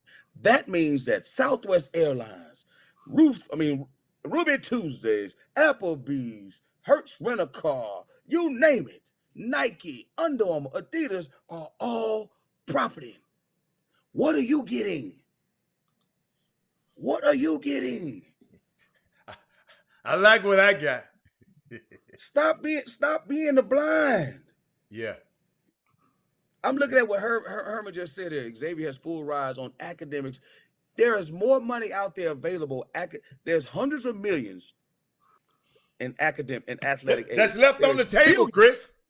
There's billions in academic aid. Billions. Way more. But again, it comes down to, what do we care more about? It's us. But hold up, Chris. You said that, but then you said, in another conversation, you get to go to college for free. You get to go for free. You was talking about basketball. You talking about people getting a basketball scholarship. Because all of your guys, because ain't any of your guys probably did not get an academic scholarship. I might be wrong. You got to realize, you got to realize how I was picking. I was picking from the best lot of, you see what I'm saying? I understand. I picked the guys that I knew. But I wasn't picking guys trying to transform them. I wasn't trying to transform them. I know, but we got people out here, Chris, that we trying to give this information to, and some people would take that. Well, 1 minute. No, you said so. I've always said, it's all right for little John. Now, every little kid ain't gonna be smart. Okay? Yeah, no, they're not gonna be smart. Everybody ain't gonna get smart. But boy, Chris, some of them can do more. I agree. Yes. But again, it comes down to what is your focus. Right. Man, let me tell you something, man. When you're an adult, what's your job if you got children? It's to provide for your kids. Yes or no? Right. Yeah. To provide protection. Is that not? Yes. Provide a platform for them to have a great life. That's your job. Right. When you're a kid, what is your damn job? To go to school. Duh. Right. Yes. Why are we trying to That's their make that a job. problem? Absolutely. Absolutely. That's your job. But mom and dad, I don't want to go to school. I want to play basketball. I want to go to overtime. Forget about overtime. There's hundreds of thousands of kids that are seniors in Houston right now. Jimmy, how many kids are playing summer basketball? Have you ever got the number of how many summer teams there are in the city of Houston and how many are playing summer basketball right now? Because those are the ones going to get a scholarship. There's only that the scholarships are only going to come from that bunch. It's not going to come from some kid who don't play summer basketball. There are a couple. I mean, you're talking about high school ages because it's hard to count the. Yeah, just the ones that get a scholarship. Only the seniors can get a scholarship. Well, in the greater Houston area, is it 400? There's approximately 100 grassroots teams in the greater Houston area for those at the upper level. That's 17. Yeah. So let's multiply that times 10. Just say they all got 10 players. Yeah. That's 17. It's just safe math.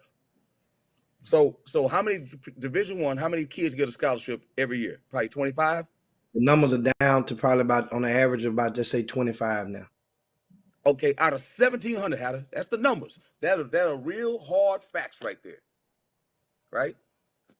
Now, how many of them get a scholarship to the Power 6 schools in basketball?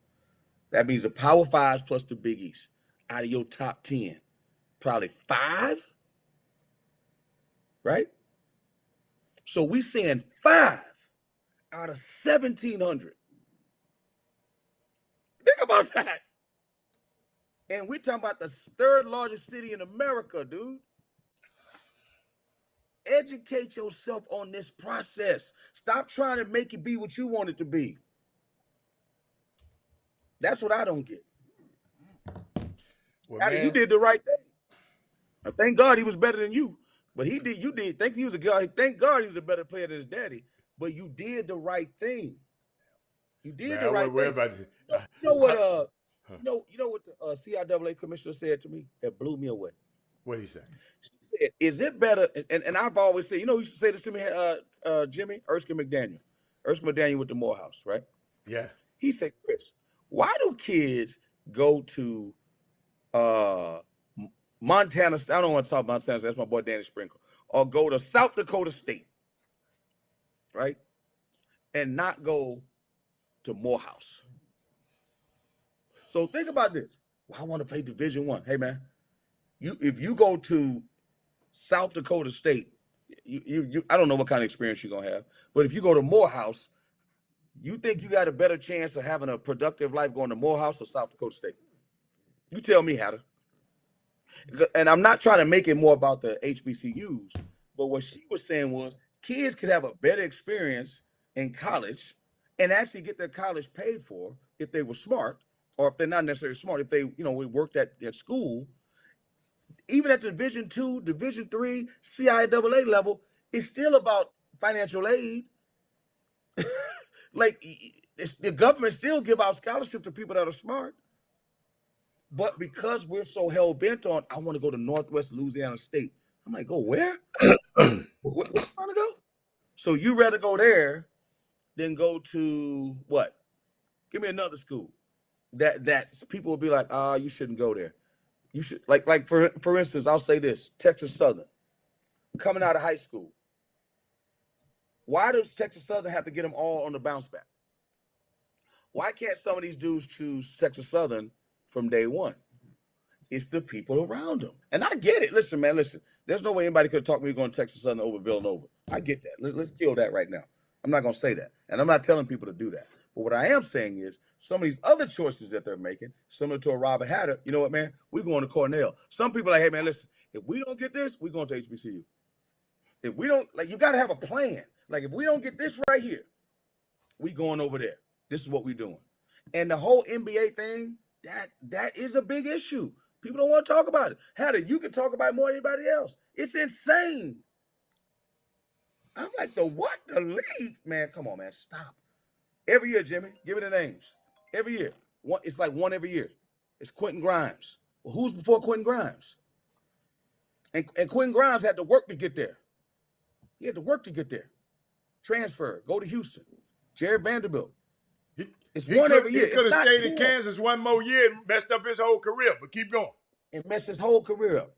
But what I'm saying is that 1 year with, who was it 1 year, Jimmy, with Oubre, that was Justin Jackson, Oubre, Winslow. Those three. That was a banner year.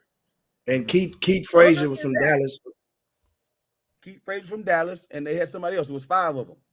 Kadeem Ladden was on that team. Oh, and everybody thought, again, now you bring another name up. You know, Kadeem Ladden. I'm saying, other than that, who are the dudes? De'Aaron Fox.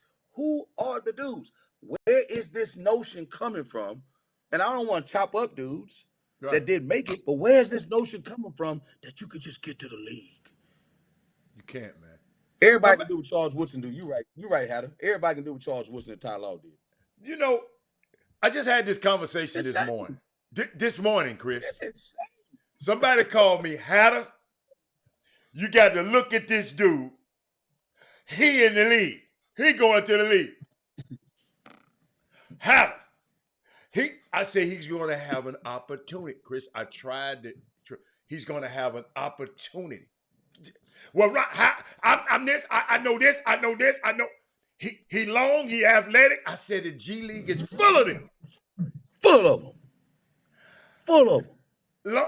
And I mean, I just had this morning, man, and I'm sitting there saying, man, you need to call his daddy immediately. I said, let me get some information on the kid.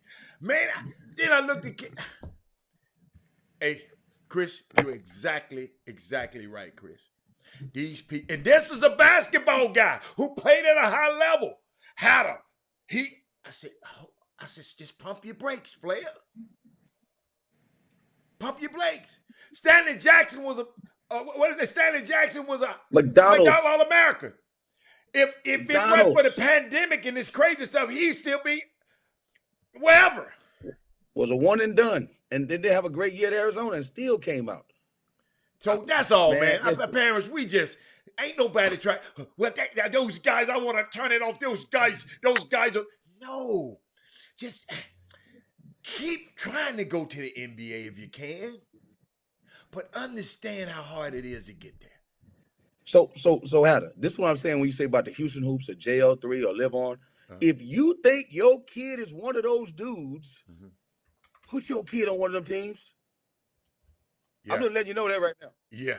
Okay. That's put your kid on, because that machine is real. But Chris, no. Anthony Black did it last year. Chris, Anthony Black and Antonio Morris did it last year. Okay. Is your son Anthony Black? Is your son Ontario Morris? Okay. Let's go with that. Okay. I'm just saying, if they are, then guess what? Okay. And guess what? Hold on, no. Hold on, Chris. I got one for you, Jimmy. But a few years ago, they played in the same tournament. And they got the best of him at 14 in the 9th grade. I never forget, Jimmy. I had this box of stuff I gave to Tack. Man, they had Tack Minor rated higher than Chris Paul in high school. That's because hold up. I could have seen if he was telling somebody else this. He told me this. He said, I was insulted, Jimmy. The man said, well, this kid was better than Anthony Black back then. I'm talking about the Anthony Black right now. Then he came to his senses, Jimmy. He said, no, he ain't better than Anthony Black right now. I said, we ain't wearing back then. Here's the other thing, man. There's so many other ways. Like, you got the Pangos, you got camps, you got other stuff. And a lot of these people, I'm just saying, like Ontario is a supreme talent. Anthony Black, I've seen them guys in other spaces, and they perform, man. Okay, at the right time. The bottom line is, when you really that good, to be quite honest with you, it don't really matter when you that good. If Zion Williamson say, I'm not playing on the circuit, it don't matter. Don't matter. Well, But guess you what? gotta But be John that Moran kid. couldn't. Lonzo Ball did not play on the circuit for that until that last season. And Right. but Adidas did. Adidas amended their circuit to basically include them in on some several stops. But LeVar Ball did not. He was independent. Remember that? Man, that man And it said worked out just Jay Lucas was ranked higher than James Harden. Oh my Yeah. God. Dude, Yeah. I'm telling you. Yeah. But it's different now, man. Like it's again, those people put like when I had the T-Mac All-Stars, the you know, on the exclusionary aspect of grassroots did not exist. The reason why they put those events in place is to help their teams recruit and exclude everybody else. Oh. That's what they're doing. Because if none of that stuff existed, everybody would be playing everybody.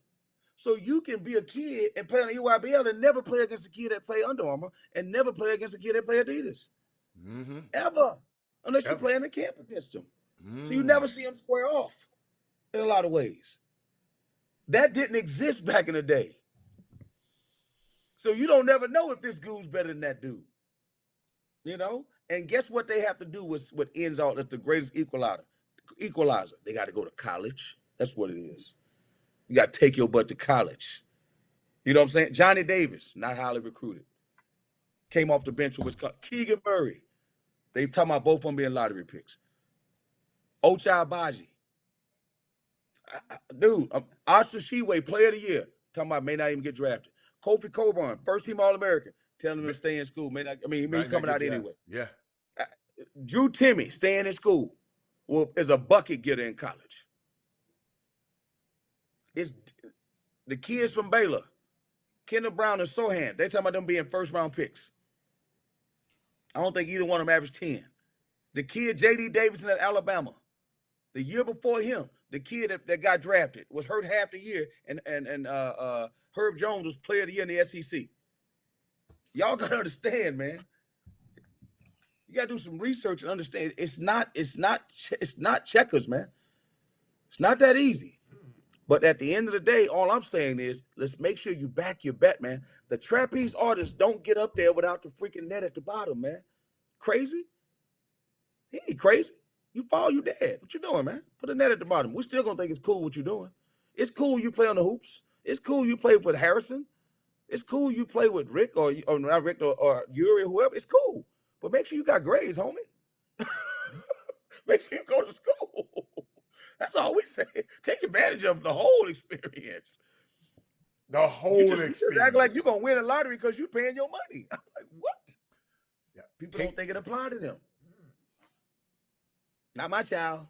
Okay. You don't tell me. Again, we old veterans, man. And so it sounds like we bitter, but we're not. We're like, yo, man.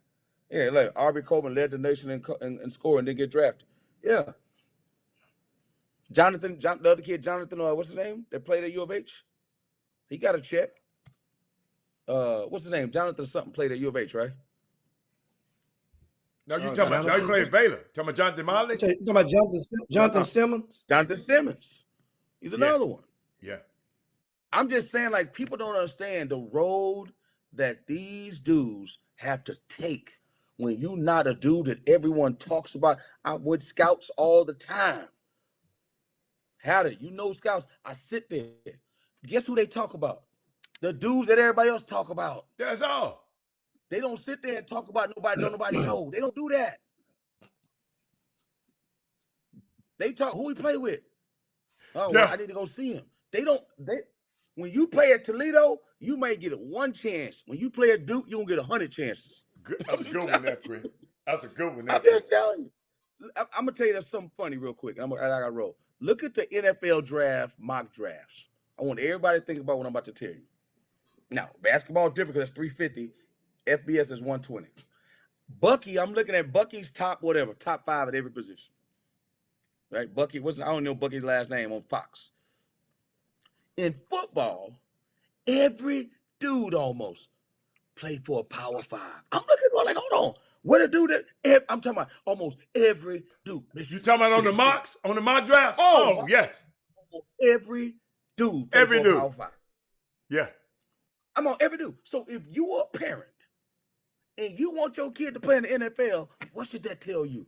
I got to get my son to a Power 5. Because that's all they draft at the highest level.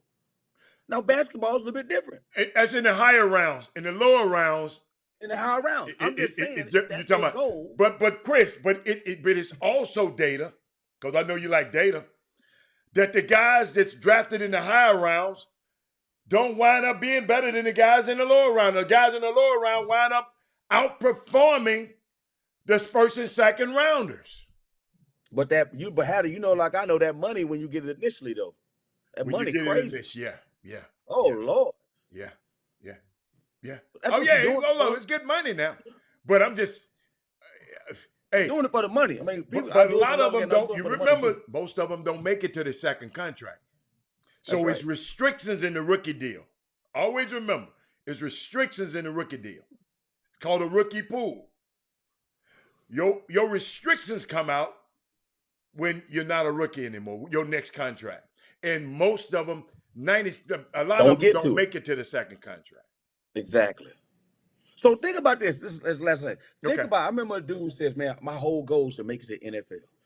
And I want people to understand, I'm going to walk through a parent through this. Come on. I used to do it all the time. So think about this. So, Hatter, I'm going to ask you a question. What's Okay. the average career of an NFL player? 3.5 years. Okay, that's the average. Yes. So most of them don't even get close to that. Yeah, that absolutely. means a dude playing 15 years got to average out a dude playing no years, okay? Yeah. You see what I'm saying? Tom Brady, he makes up for a whole lot of dudes. Yes. So Emmitt Smith make up for a whole lot of dudes. A whole lot of dudes. So think about a dude saying, hey, listen, my only focus is my son to play in the NFL. Okay, that's cool. Great goal. We all got goals. I'm going to spend whatever I got to spend. We're going to go wherever we got to go. Think about it. If you add up all the car rides, forget about when you get to the summer team or the 7-on-7, everything paid for. Because before that, you paying for it. Add up all that money, right? And then even the money you spend, even when you're on a sponsor team, you're still paying something. Yes. Add up all that. And then guess what? When you go to the NFL, when you go to college, you got to stay there 3 years. Right? So you going back and forth to see the game because that's your commodity. Add up all that. And he get to the NFL and he play 1 year. You just spent 15 years or 14 years of resources putting it into this dude. And he get there. How did he get there? You at the national anthem. And he played 1 year. And he got to live for another 50 years. Come on, T-Sheet. People got to understand, man. This is protection. This the chop shop is love, man. It ain't hate. It's love right here. Yeah, this love preaching. You sound like Malcolm. This love preaching. This ain't hate. Jimmy got all the data you need. He ain't. Jimmy need to get better about putting that data out there. He just don't want to make everybody mad. Well, I mean, that's the whole thing. You're damned if you do, you're damned if you don't. And so what I do is I put it in the form of this. Whereas you know what happened when you put stuff in a book or a magazine, that's the best place to hide this stuff from our people. And that's you mentioned earlier about scholarship, academic scholarships and free money. That's when I put the section up about free money in there. If those 5 pages in that section right there, the magazine was only $5. Those 5 pages were worth is infinite, priceless, because those were scholarships that were available to your babies, or your next door neighbor's babies, or your cousin's babies. Somebody could have applied, and guess what? Some people got those scholarships. But if you can't get none of that if you don't apply. Jimmy, I go a step further. This is what I would tell every parent. This is the best piece of advice I can give them. I don't care if your son's 7 feet tall. I don't care whatever you think about your son. You don't have a dog in the fight. You don't get to choose. They choose you in a lot of ways. Now, some of them get to choose, but in a lot of ways, you're getting chosen, okay? Whether your son or daughter is good at sports or not, operate from 9th grade on like they're going to be academic All-Americans. Operate from day one like they're going to be valedictorians. And then let the sports be the carrot on the top. Let the sports be something that, you know what, we can do that if we want to. Let the sports be that. Do it in reverse. Put the focus on the academics. And then if they good enough, trust me, There ain't a coach out there that don't want a kid that ain't smart. Mm.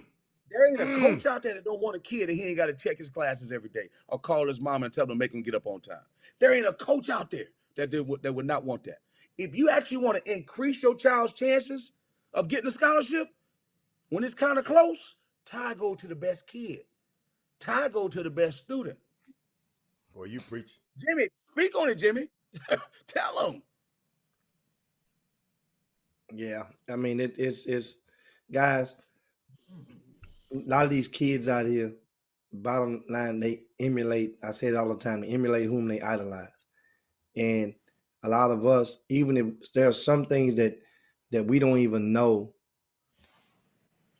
how to do ourselves, maybe, but we may have the conscious awareness to know somebody else that can get it done and they can do it. Well, it's no more than taking your kid, just like a developmental coach we mentioned earlier, those basketball trainers. Mm-hmm. You believe that those trainers can get your kid developed into being whatever he can be or she can be in that sport. So that's why you take them, not only take your kids there, but pay them to groom your kids. Well, that means you had to know how to do that. So that was like I said, an investment, and for various reasons. Some people saying, okay, the investment gonna pay off because he's gonna get a free scholarship. And when it happens, like I said, and I'm thinking about what Rob Veazey just posted on there, that he had a parent tell him that they spent $63,000 from the ages of 13 to 17 on their child's athletic indulgence. That's a hell of a number. Now, what happens is, I bet you that same parent, how much did they save? See, that was the investment. When we used to put them into a Roth IRA or a money market account or those chips, what they call, whatever those programs, they match the money that you save for kids. This basketball, the trainers is where the investment money goes. So you're looking for the cash out. And you guys know what I'm talking about. How many of you guys got that account set up when the baby is born and you're matching and you're tithing to yourself, to that kid towards their future, so to speak? That's a thing of yesteryear. And we know it. So then what happens is, Chris, when you make an investment and it's time to pay out and cash in on that investment, and people ain't ready to pay, and the dividends aren't there, you know what happens? You get bitter. You get pissed off because reality sets in. It's like, wait a minute, you mean to tell me I spent all this money? Nobody told you to spend that money. You thought that was the easy way out. That money could have went to a trainer.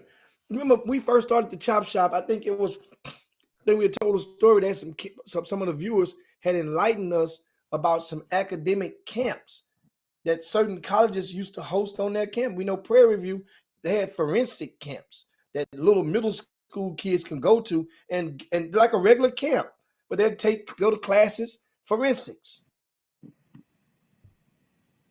Well, if you go to those camps, Chris, that means you ain't gonna be able to play basketball with that team on the weekend. So decisions made. I'm making my investment. So you got to go take your ass and play. Because that way I can see what my money gonna yield. And now that's the thing what a lot of people get trapped on. When it used to parlay, nothing wrong with parlaying the efforts. That's why I applaud dads like Wesley Yates when he say, yo, my kid ain't for the play. He gonna rest and catch up on his studies. Wesley Yates has like a 3.4, 3.5 core on the 4 scale. Academic. But then everybody ain't taught that.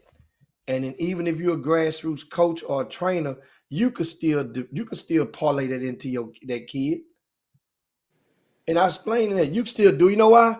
Make him just come to your workouts with a newspaper or a book, because everybody don't get newspapers no more. Make him just come there. When you come to your workout, bring a book. You're not gonna read the book at the workout, but know what's gonna happen? That kid gonna get bored enough, either on the way to or from, and know what's gonna happen? Let's see, walk there. You know what's gonna happen? That kid is going to open that book. You're gonna read the back, or you're gonna read the front, or the book gonna fall on the floor. You're gonna pick it up, go to a page, and be like, shit. That's was guaranteed is gonna happen sooner or later. It's just that simple. But we don't even want to do that to the kids. Because we know what? A lot of the time we're not thinking for their betterment on that aspect. That's all it takes, man. But we got to get the hell up out of here on this Baby Friday. And man, good combo, man.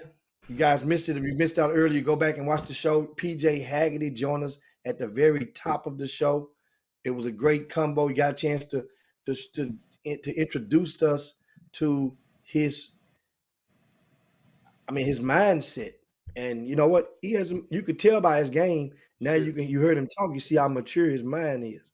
And one thing about it, you don't have to be 20. There are some people that's 22 years old, and there's some that's 18. If that 18-year-old has a mature mind, he will find a way to persevere. And that's what I see with PJ Haggerty. I can't wait to see how it goes. And guess what? I'm not expecting him to go and knock the wall down at TCU, but I'm expecting him. I think he gets it. Now, the only thing I'm not worried about at all, but it's going to be, and I left the question on the table, and I was thinking earlier this morning, this next year is going to be PJ Haggerty's first white coach in a long time. It may not matter as much. Bad. No, it means a lot. No, it means a lot. But keep to going. some people, about to say, it may not matter much to some, but if stuff don't go right, understanding what makes certain, then understand.